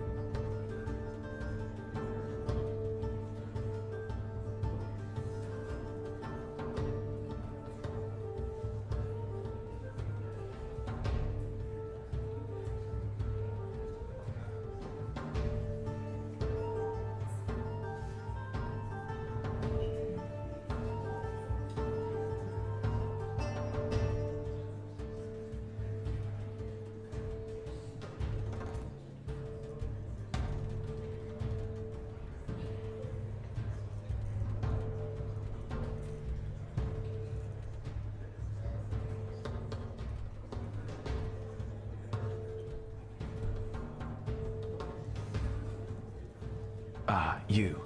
Do you need something? My sir?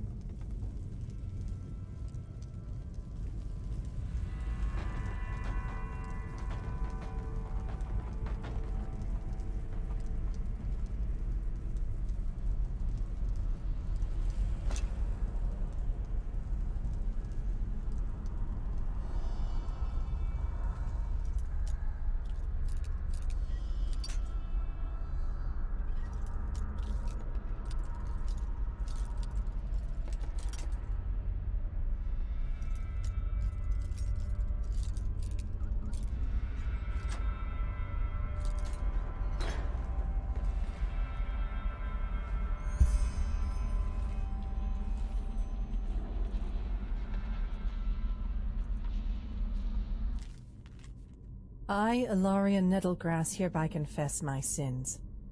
For years I murdered under the moniker of the Black Widow. Man or woman, young or old, it didn't matter as long as the pay was right. Never was I brought to justice for my crimes, for I always knew how to outwit the law. I am a despicable creature, without mind or compassion, no better than a rabid animal. Now, however, the time of punishment has finally come, and I thank the Bone Judge who will carry out my judgment. I shall remain in this cage until I die of starvation. Food and drink shall be within sight, but never within reach.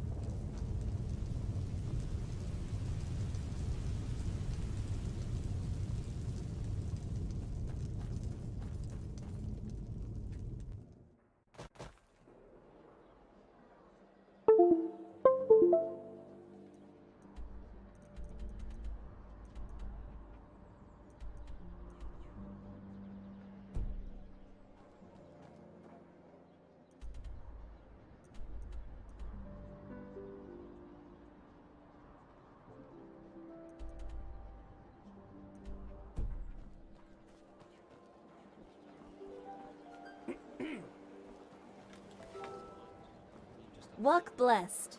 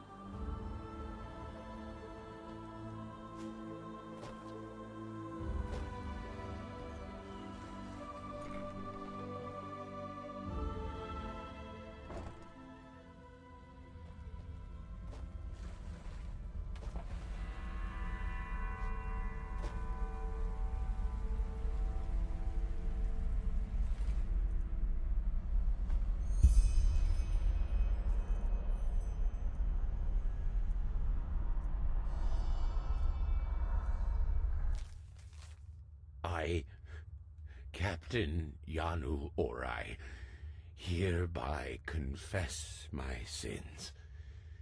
For decades, I imprisoned men and women from all continents of Vin and sold them to the highest bidders. 462 men, 561 women, and 210 children have me to thank for a life.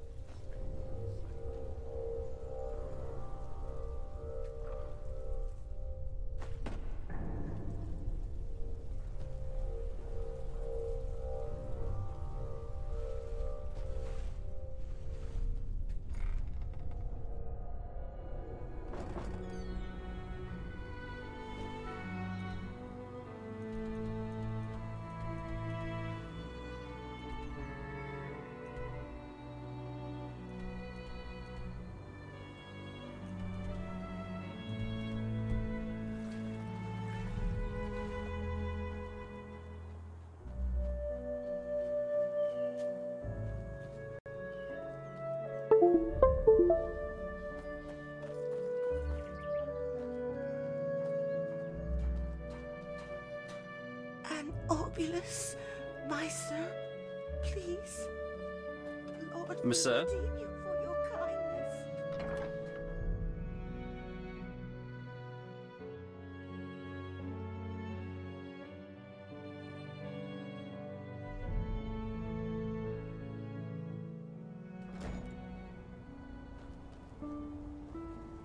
Yes?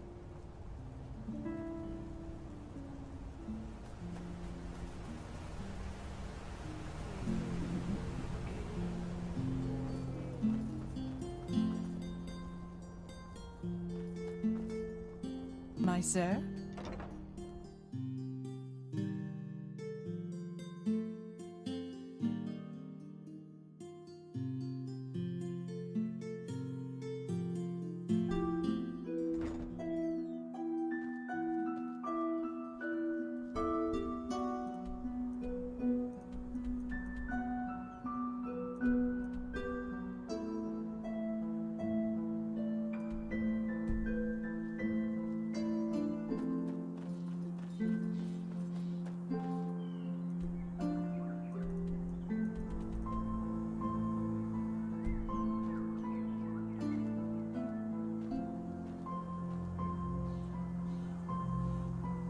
Hello, good to hear.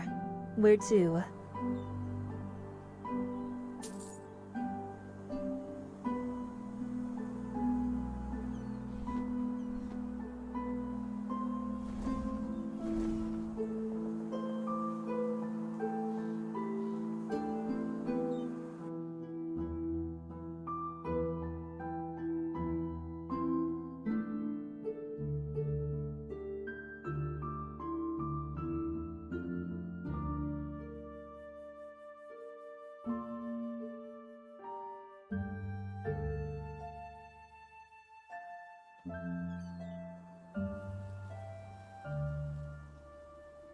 Walk blessed, friend. Where are you headed?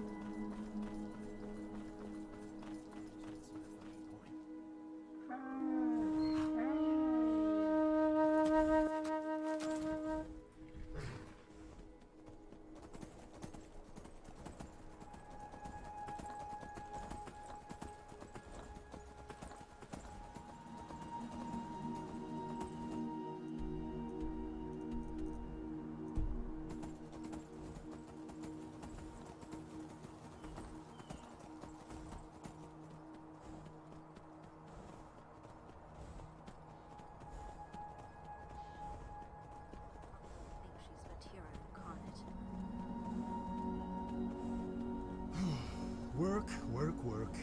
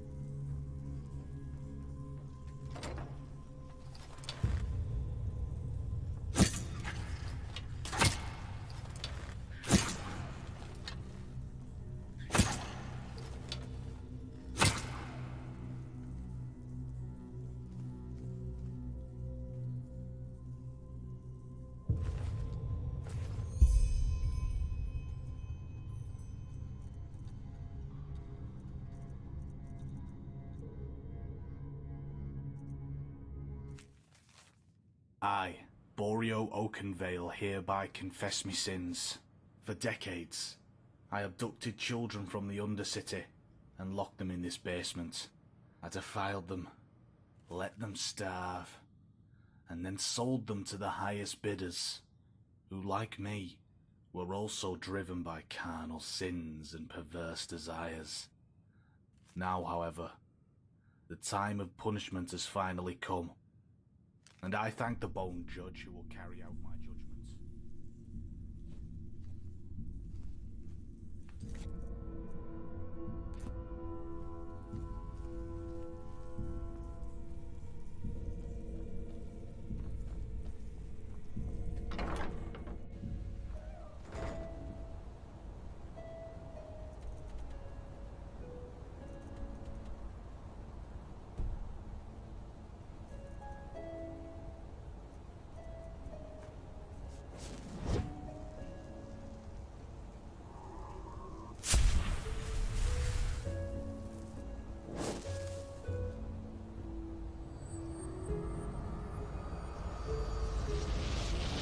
Always complaining.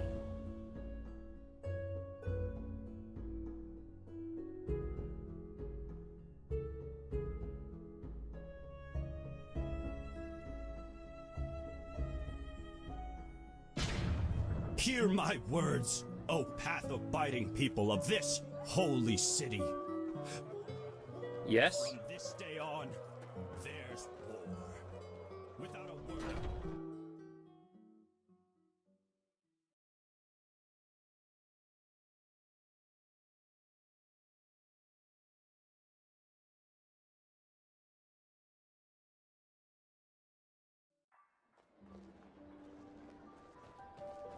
Monsieur? Walk blessed. Yes? Yes?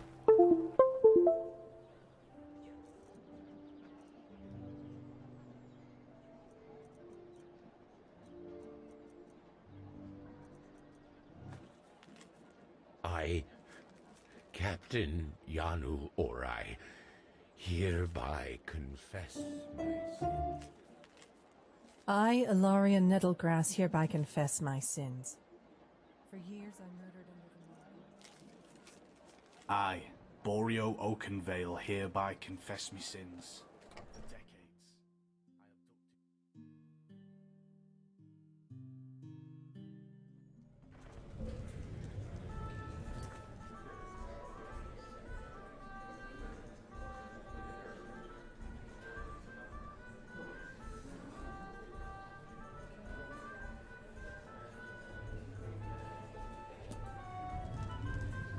Mm-hmm.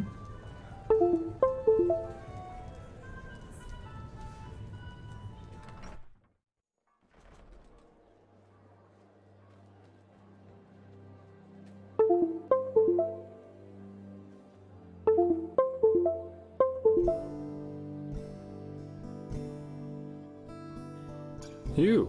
Why are you here? What? No. Don't worry about it. I just needed some air. You know, I've had this question in my head for quite some time now, and I can't figure out the answer to it. Okay. Imagine a girl. Ever since she was a child, she's been abused by her father. Beaten, in other words. She grows to be a woman, and eventually her father dies. Then she falls in love with a man who has a lot of similarities with her father. She doesn't know why she loves him, but she does. And though it all seems nice in the beginning, he becomes more and more aggressive, starts screaming at her for no reason, until one day he too grabs the cane she knows all too well. Now, the question. On a very conceptual level, who is responsible for the situation the woman's in? Her companion because he abuses her? The woman herself because she unconsciously picked a man similar to her father? Or her father because he was the one who beat her in the first place?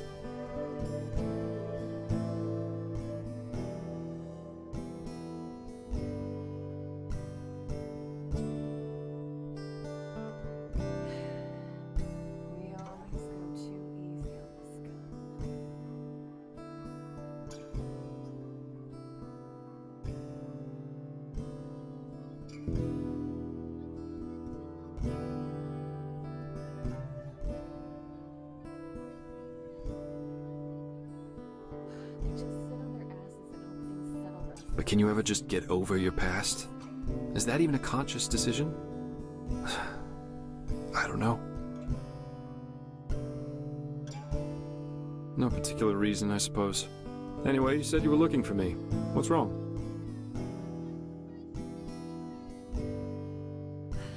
What, so the Archmagister really believes we Delverics owned one of those stones? I would have known that. Believe me, I've snuck inside our manor's treasure chamber more than once. And there was no black stone whatsoever. Not in the least, no. Setting aside the fact that what you're describing is bloody spooky, I don't have the slightest idea who might have an interest in sending me on this morbid paper chase through Ark. Either whoever did this has mistaken me for someone else, or we're dealing with a seriously disturbed individual.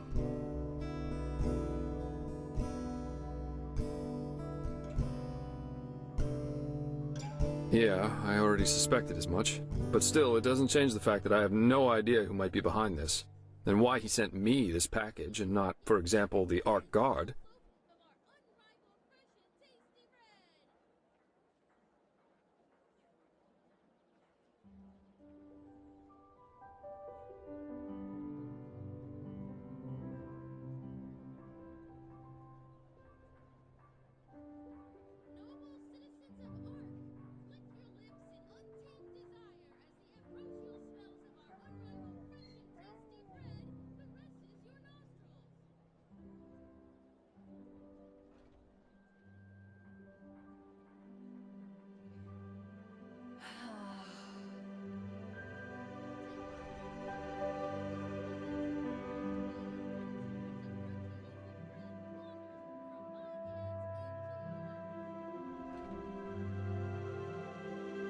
No, none. That's... Wait. Could you show me those letters again? By the wise hermit, that's... No, that's not possible. These fragments, if you combine all of them, they make a sentence. Knock, knock, who's there? Come in alone, if only you dare. But... No, that doesn't make sense. I know that phrase from my childhood. Adela and me, it was our code when we snuck out of the house to go on one of our expeditions. Yes, but... No, that just doesn't make sense. Adela's an apothecarian, not a goddamn assassin. You said one of the corpses you found was a hired killer. How in blazes could my sister kill someone like that? And... why? Oh, come on, that's just bullshit. Even if the stone somehow gave her the power to do this, Adela wouldn't hurt a fly. Come on, I'll prove it to you. Meet me in Duneville. I'll take you to our hideout.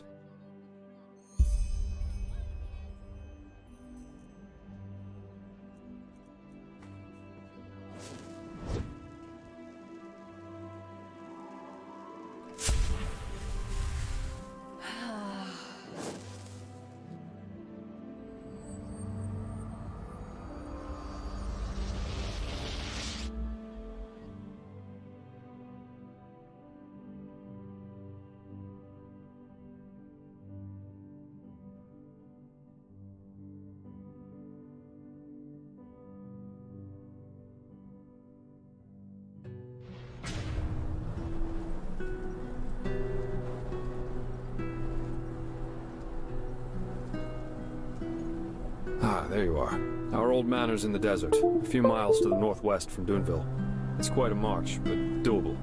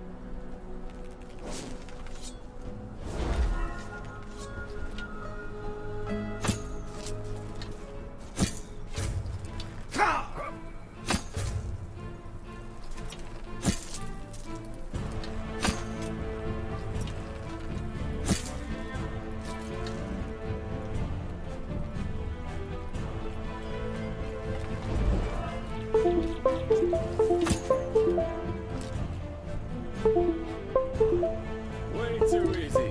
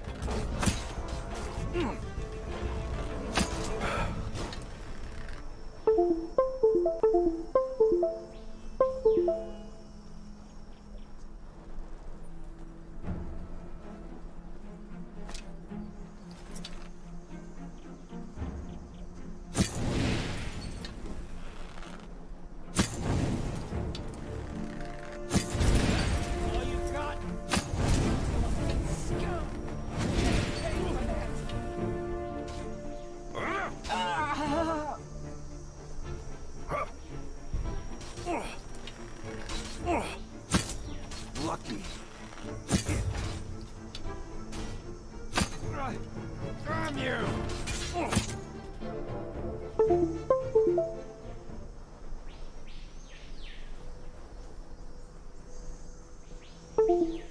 Nothing left but rubble. By the wise Herman, how long has it been since I was last here? Come on, we're almost there.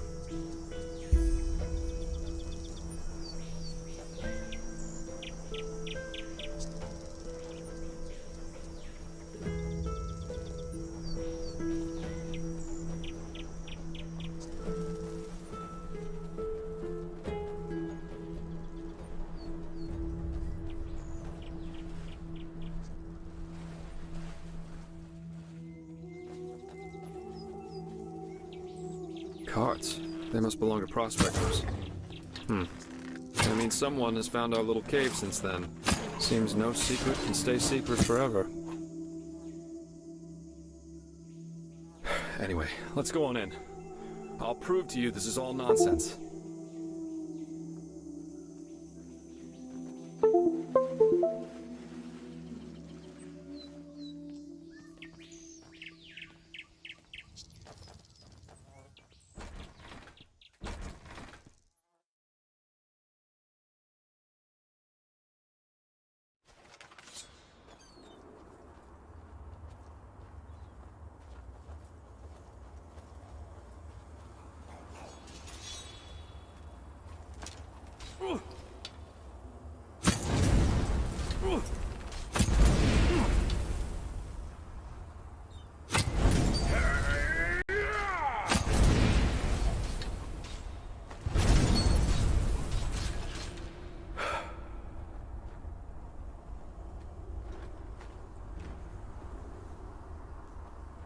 Lost ones?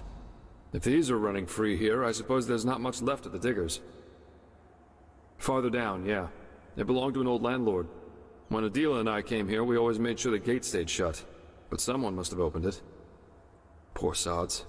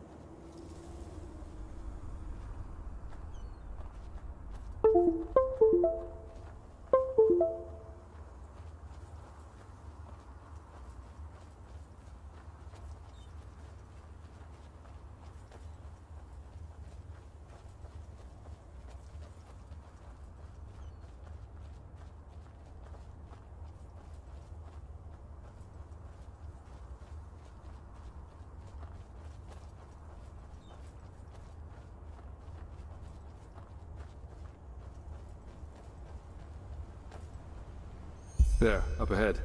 That's the clearing where Adela and I always went. If someone's waiting for us, then it'll be there. I don't think we should go down together.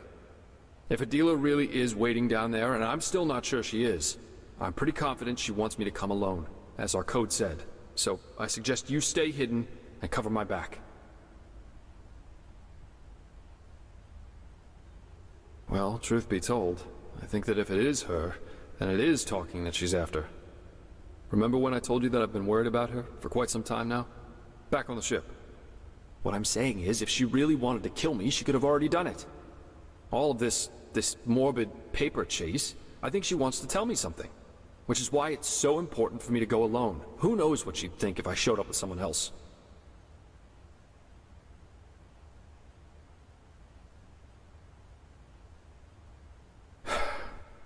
Yeah. You see that platform up ahead? This'll get me down to the pit. You should take the path through the crypt, just down that tunnel a few steps back from here. Then stay hidden. This is all just a misunderstanding, I'm sure of it.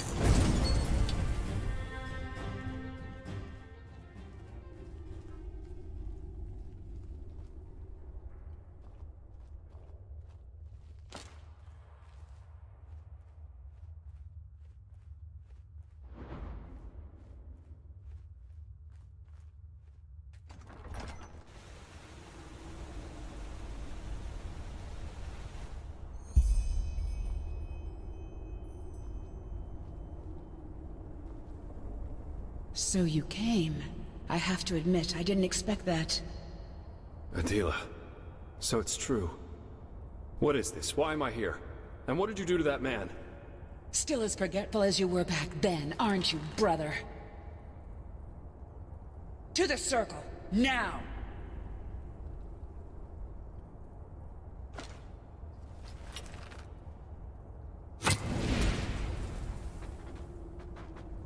On your knees!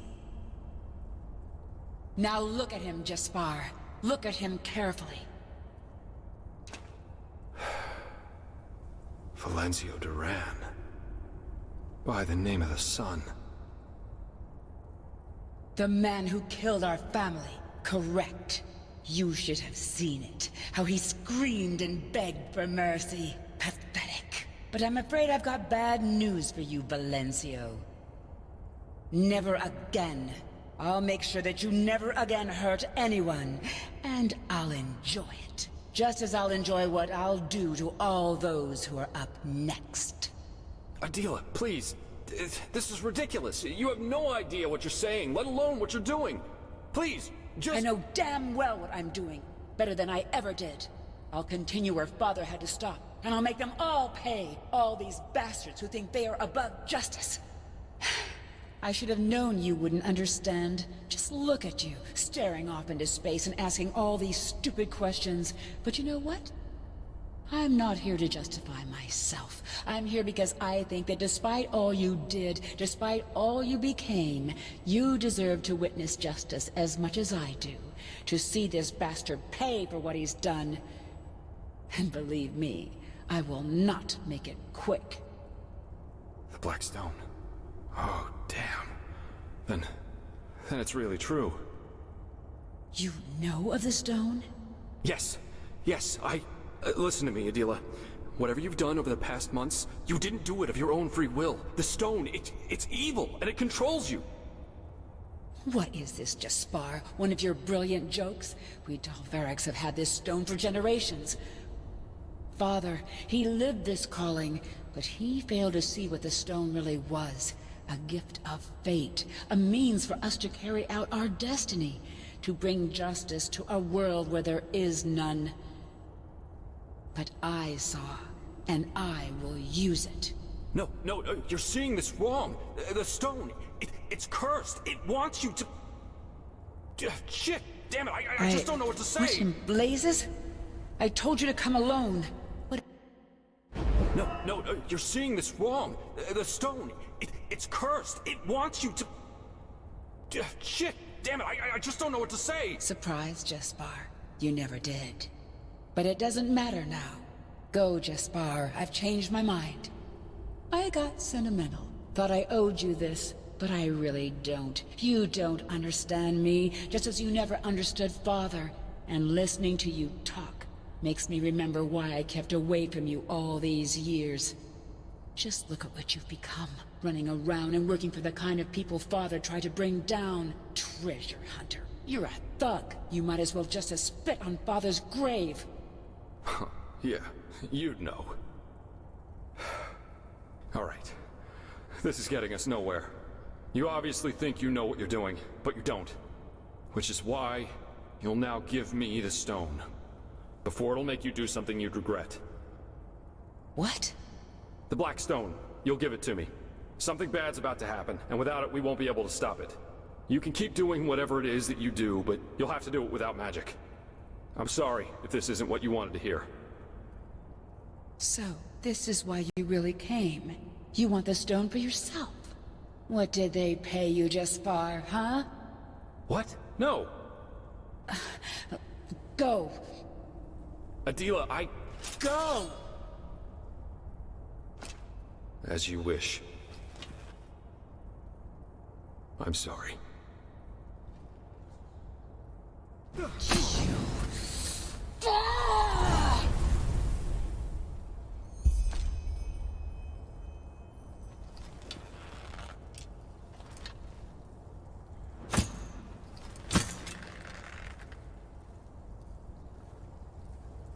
What?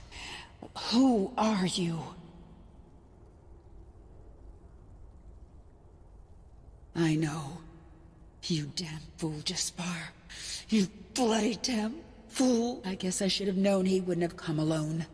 He always had a problem with following instructions. So you are what? His sidekick? What will you do? Fight me? I have to warn you, that's a bad idea.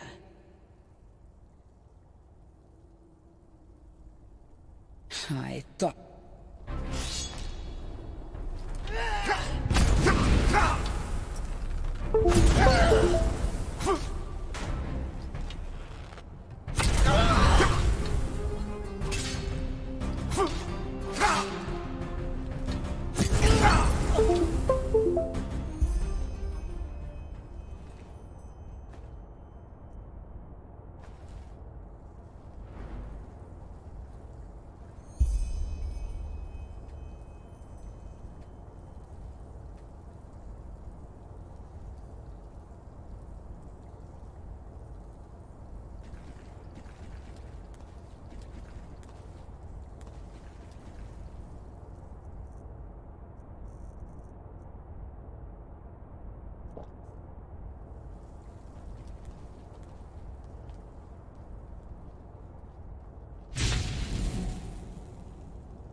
How unexpectedly death calls us to him.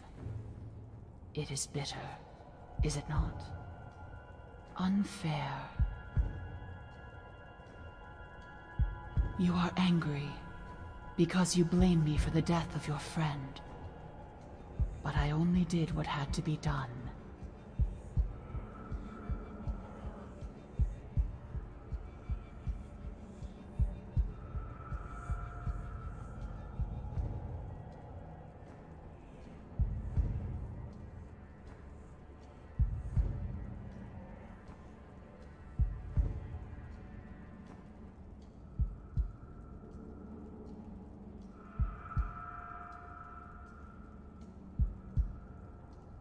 You are furious about the danger I brought upon you.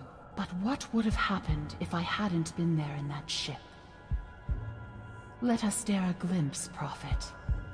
A glimpse into the reality which you prefer to this one. 3 hours after your brawl, Captain Rosio's ship enters the harbor of Ark. You wait until the noise falls silent, and together with your friend, you sneak onto the deck. And you almost make it. A few arms lengths from the safety of the dock, a sailor named Rajik takes note of your presence. There is no need for an explanation as to who you are. And maybe on a normal day, Rajik would have let you run. But not today. For years, he has been eagerly awaiting his promotion to become a petty officer of the 8th class. And yet today, it was announced that his loathed rival had won it instead of him. And how angry he is. How furious. And who knows? Maybe it is not too late.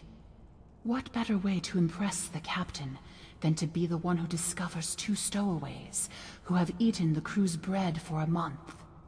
From there, it ends quickly. One sword for your neck, the other one for your friends, and no one to grant you a second life this time. But that is not what happened. The first beat of a wing, and where are you now? You have abilities others wouldn't even dare to dream of.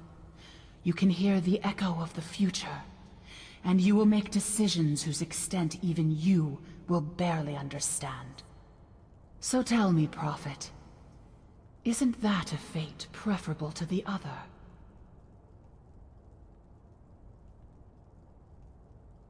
You accuse me of lying, and your doubts are justified, for I cannot see the future. However, there is no need for that. All that is required is a glimpse beyond the surface, and suddenly it becomes clear that we are nothing but a sea of endless possibilities.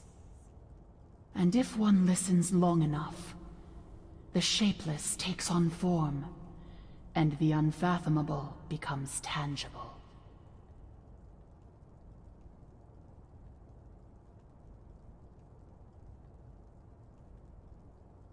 You ask if I can see more than just this branch. And the answer is yes, I can. But considering what I am, that is not much of a feat. You want to know if what threatens you threatens other realities too. And yes, it does. The cycle is a logical consequence born from the right circumstances. And these are not limited to your branch. You wonder what I am, yet your question should not be what, but where. And the answer to this is everywhere. What you see right now is merely a splinter.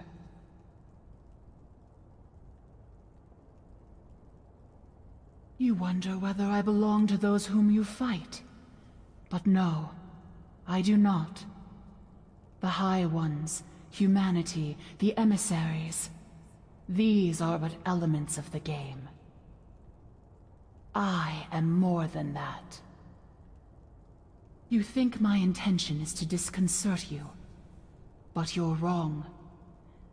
I am here because you think it was I who took someone you cared for.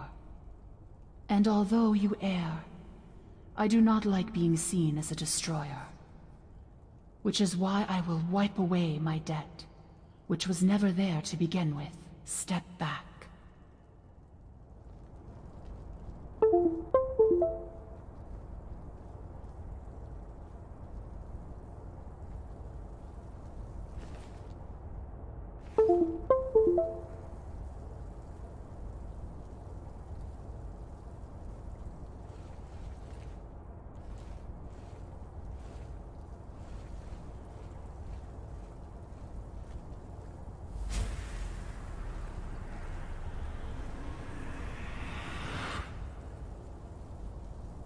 Farewell, Prophet. Maybe we will meet again. Maybe not.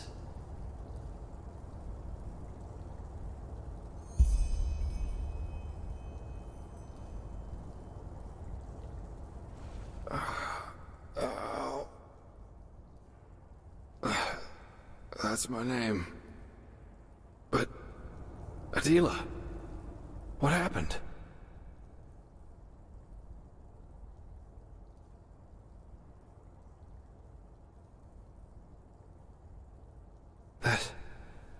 But... I only remember a flash of fire, and then... darkness. Everything's so... blurry. What? But... Okay, I'm sorry, but... this is all just a little too much. Please, just give me some time with my sister, alright? What happened?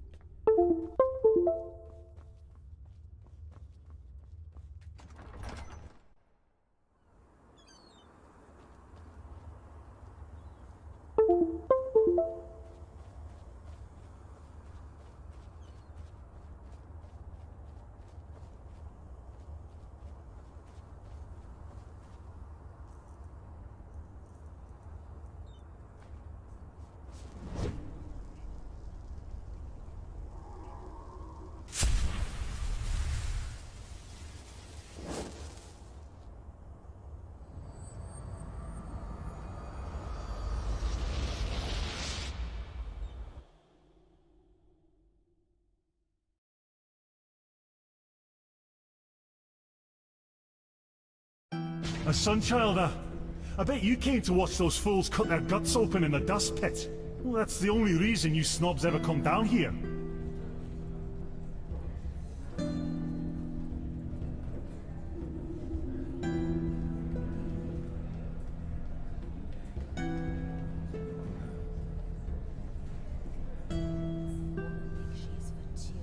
Some people just don't know where we are.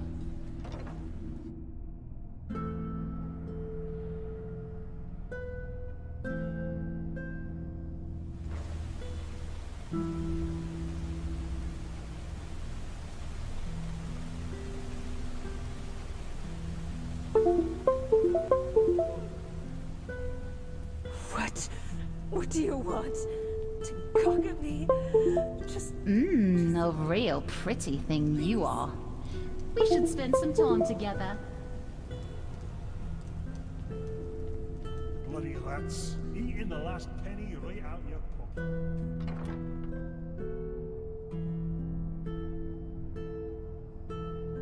But you can't do that! We're at capacity, my sir. And even if we weren't, the sickle hasn't paid a penny to us in the weeks. And unfortunately, it is them who keep us alive. Please. There must be a solution to this. I'm sorry. But... this is crazy! Go to the apothecarius Gonum. Maybe he still has something to treat your kid. But even if he does, it will be the last time. I'm sorry. What? Oh, really? And what could someone working for the Order bring down to a place like this and risk spoiling his fine garments?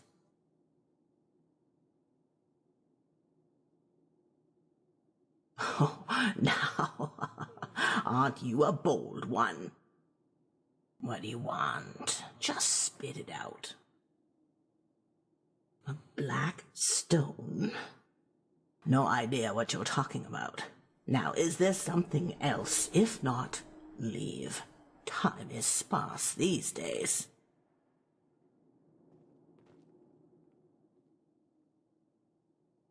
Oh yes, I am. For example, there's a woman in the room down the hallway who's dying, and who hasn't had a breadcrumb to eat for the past few weeks. Now, you can waggle your tongue all day long, but it doesn't change the fact that I don't know anything about some stone. Shove off!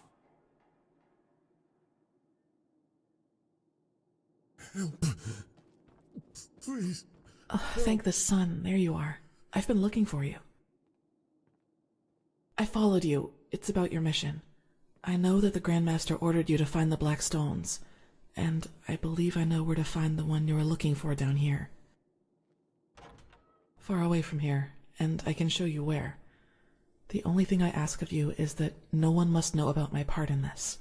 Promise me that, and I'll tell you what I know. Thanks. Believe me, I don't like this any more than you do.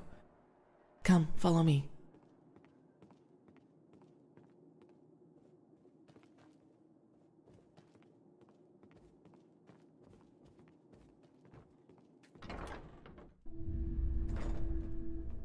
All this poverty. It's incredible how little we think of it up there. I guess it's easy to forget about the other side of the coin once you haven't seen it for a while. Mm-hmm.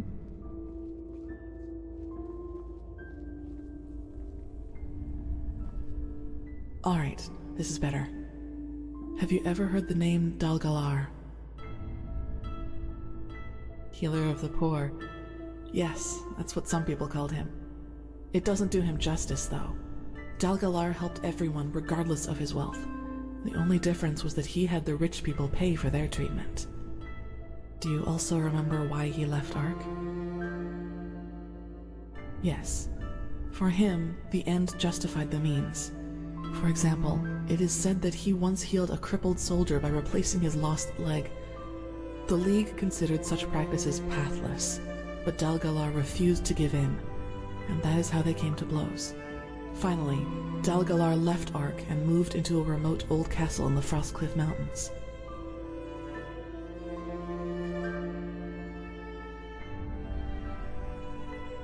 True, but people fear what they don't know. It has always been like that. I guess you know the rest of the story. He became more and more reclusive until one day he locked the gates and was never heard from again. The apothecaries say that it was his eccentricity which was to blame, but I think there's more to it than that. I know it did. I recently read the notes of one of the few apprentices he permitted to come with him. And this is where it gets interesting. Dalgalar researched something he only referred to as the Angel. No one but him was allowed to take part in its creation, and he hired dozens of mercenaries to get him the resources he needed for his experiments. Books, relics, rare herbs, things like that. And one of those relics was a small dark stone, shining like the skin of an eel. Yes. What do you think, Saira? That does sound like a lead, doesn't it? I was waiting for that question. Alright then, I might as well come clean. I am interested in all this because there is a rumor as to what the Angel was supposed to be. A talisman. One that allows its bearer to heal any disease in the world, even flesh maggots, the yellow fever, or the Black Death. All of them. And I want to find this Angel, Saira. Isn't it obvious? Because I want to be healed. Yes, if there's even just a sliver of a chance that this device, whatever it is, can help me, I have to take it. And that is also why the Order must not know about any of this. They would confiscate the artifact before I could use it for myself. And what am I supposed to tell them if they ask me why I need it? I can't allow anyone to learn the truth about me, not until I've dealt with it. Now enough about my motivations, Saira. Let us plan how we are going to proceed. Yes, I found us a map that should point the way from the Frostcliff Tavern. And thank you for helping me.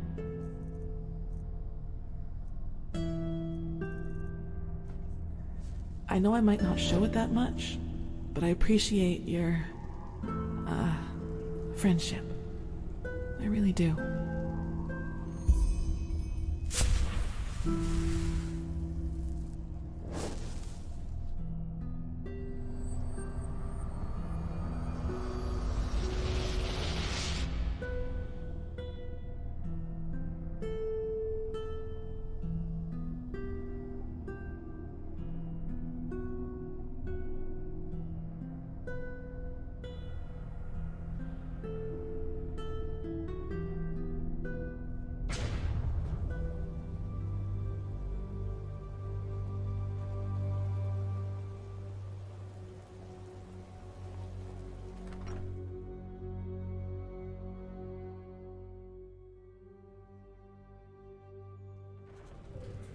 Oh, just shut up, will you, Folyak? Excuse my friend, my new keeper. Wouldn't recognize a Vatir if it was drooling in his face. But as he said, we don't know anything about that castle. And if I were you, I would stay away from it anyway. This man, this Dalgalar, he was crazy. What makes you say that? Well, before he, shut himself in, he sent his servants down here a couple of times each moon. And every time they hired dozens of hunters to bring them dead game. Rabbits, deer, and the like.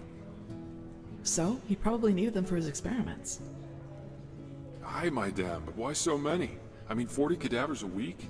There must be something wrong with that. Maybe he's an entropist, a bone mage, or something like that. And maybe he wanted to use those corpses to raise an army of undead to take revenge on the League. Rabbits, Folyak. Rabbits. The dose makes the poison. Isn't that how you say it, my dam? Yes, that's the saying. I need to go now, thank you for your help. I take it you listened. I don't think we'll get more than superstitious chatter out of these people. What do you say? Should we head out?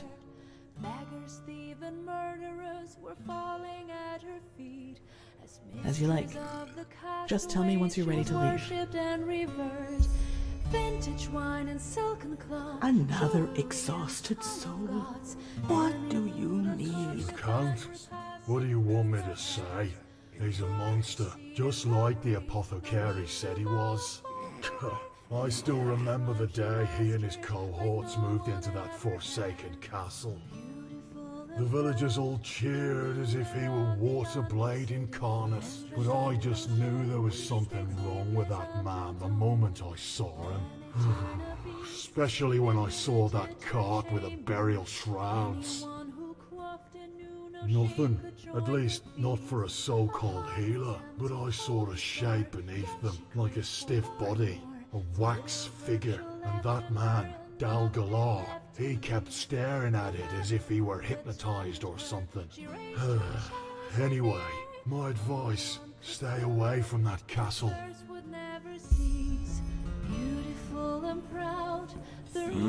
What?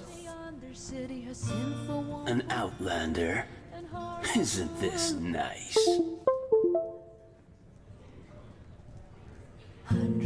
Malphas's blessings. Yes, Dal Galar. I was still a toddler when he moved here, so no.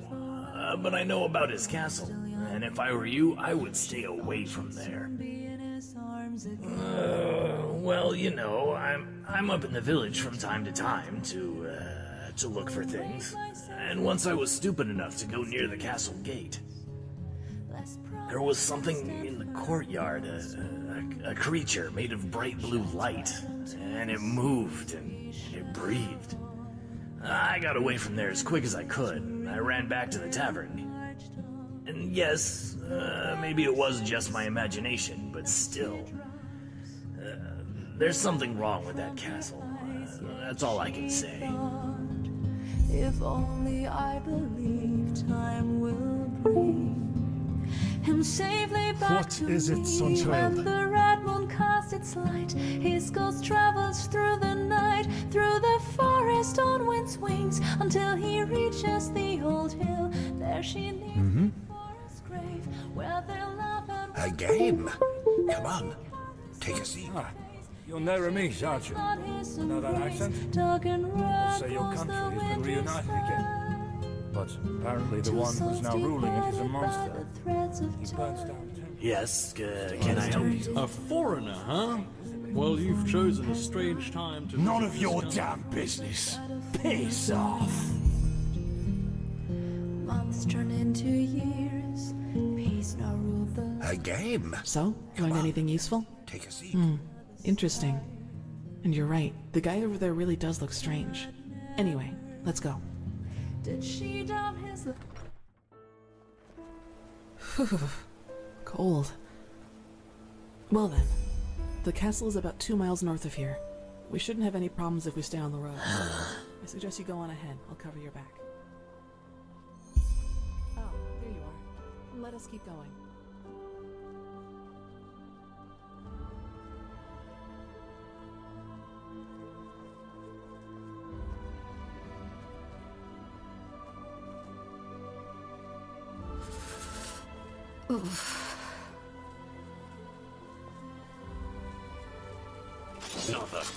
Enemies, get ready. Get her.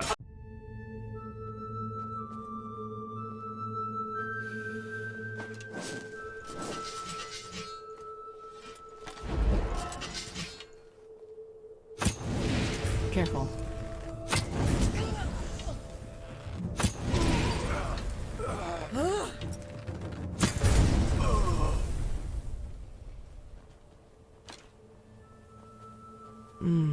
That tower over there looks suspicious if you ask me. Let's be careful.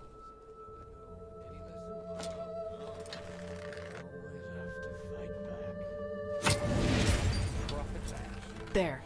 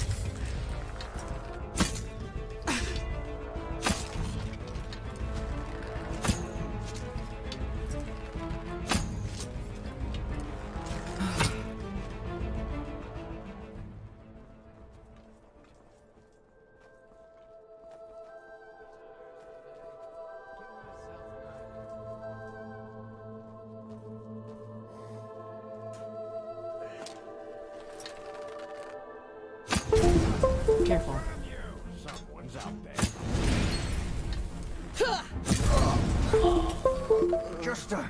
Strange!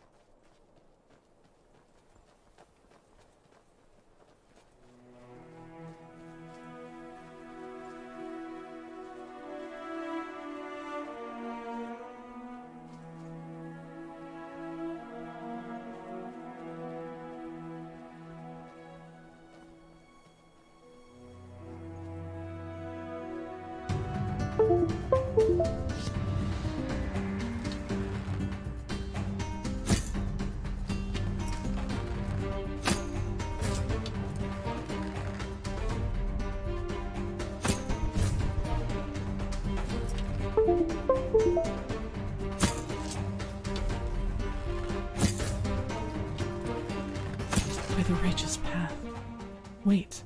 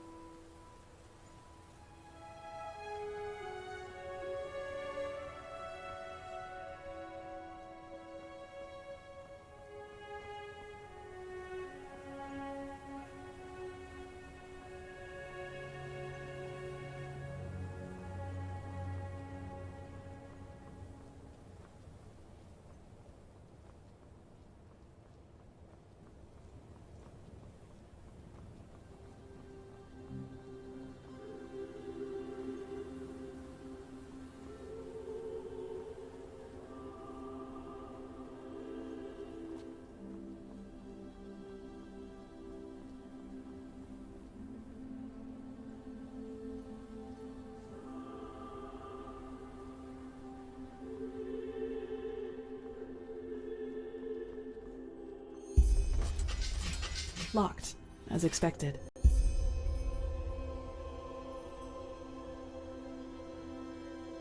Yes. Black powder might... Let me think. Northwind was a prospector's village after all, and I think I saw some kind of trapdoor down there near the mine's entrance. With luck, that could be a...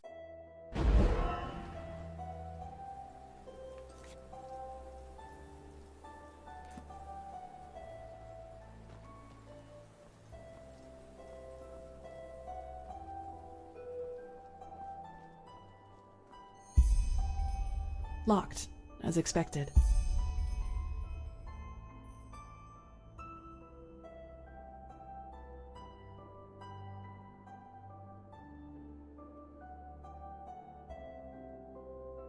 Maybe, but the ground around here is slippery and the cliffs are steep. Black powder might... Let me think. Northwind was a prospector's village. Locked, as expected. Look near the old mine. The prospectors must have had black powder somewhere.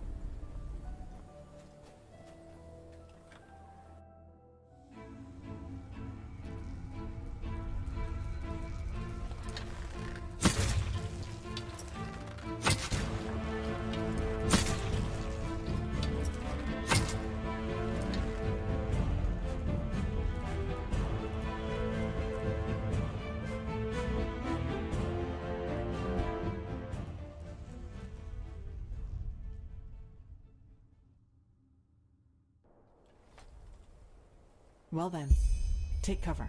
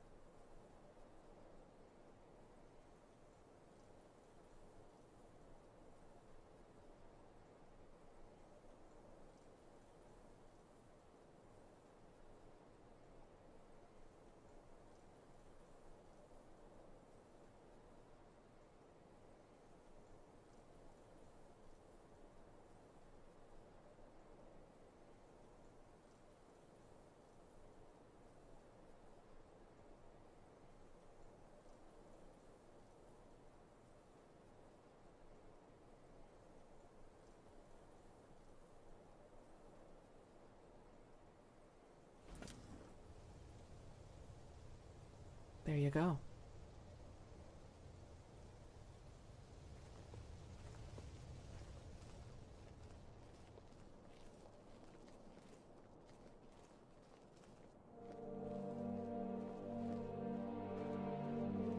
What the? Breathe. Just breathe.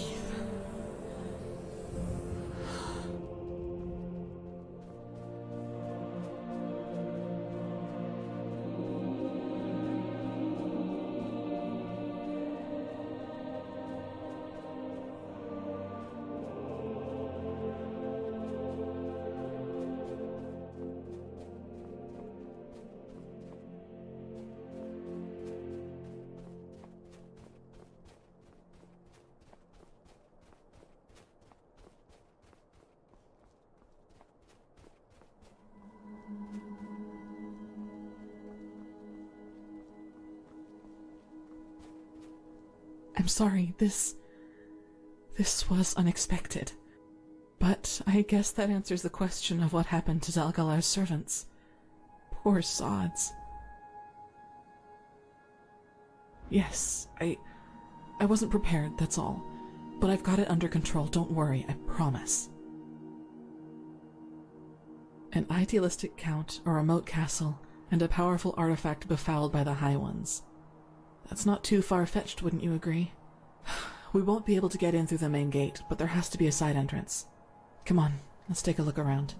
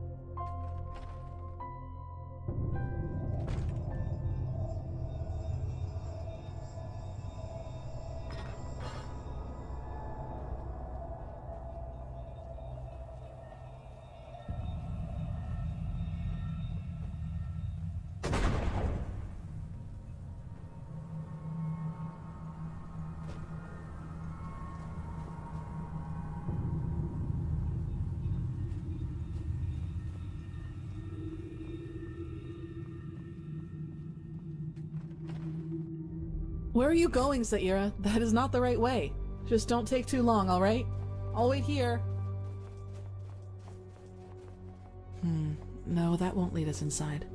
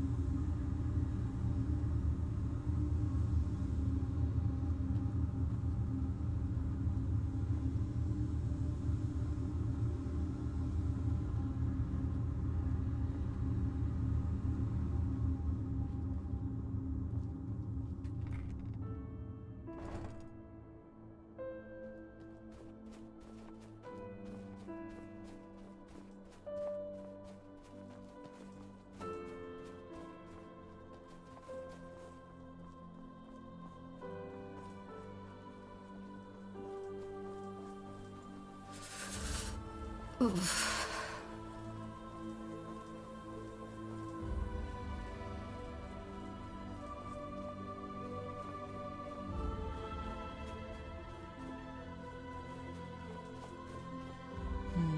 No, that won't lead us inside.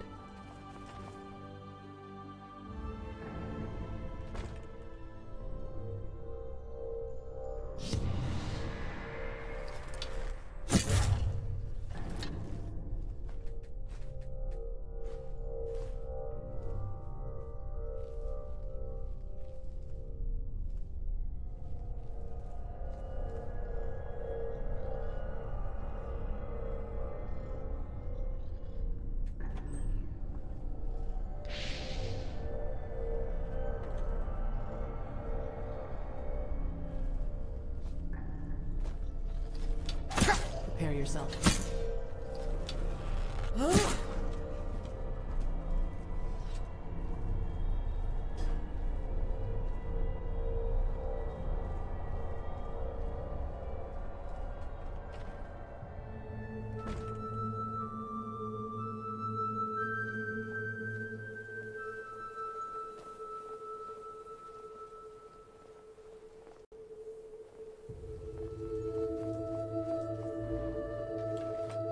Huh. That one looks good if you ask me, but it's locked, isn't it?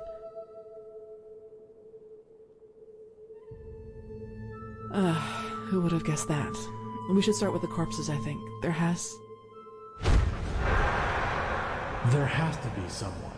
What about Brother Yarber? Declined. Just like the others. If you would maybe just explain to them what we need those bodies for, they might... I will not justify myself to those fools. If they only had a trifle of decency, they will see the debt they are in. But, as they wish, there are other ways. Tell the other servants that I do not want to be disturbed for the rest of the evening, and bring me new salve. The salve. Of course, Master. Walk blessed.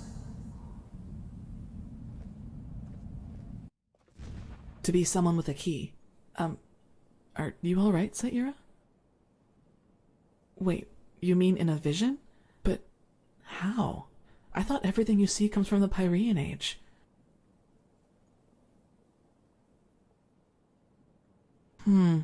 That would explain why he hired so many hunters from the village. But what did he need all those cadavers for? The angel? Whatever. Let's go search those bodies for a key. Wait, do you hear that? Kirash!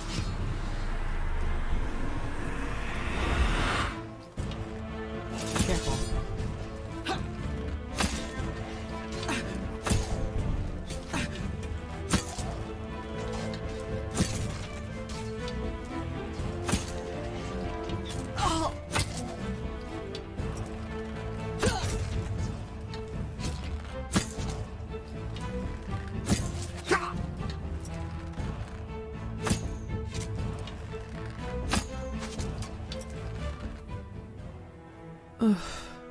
Your vision must have caused this.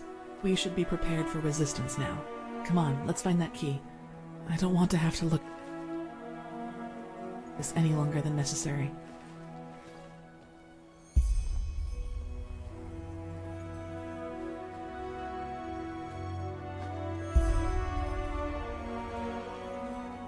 Do you have it?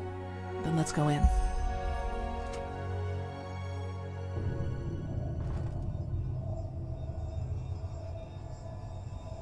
Good. Let's see if we can get through the main hall somehow. Then we'll see.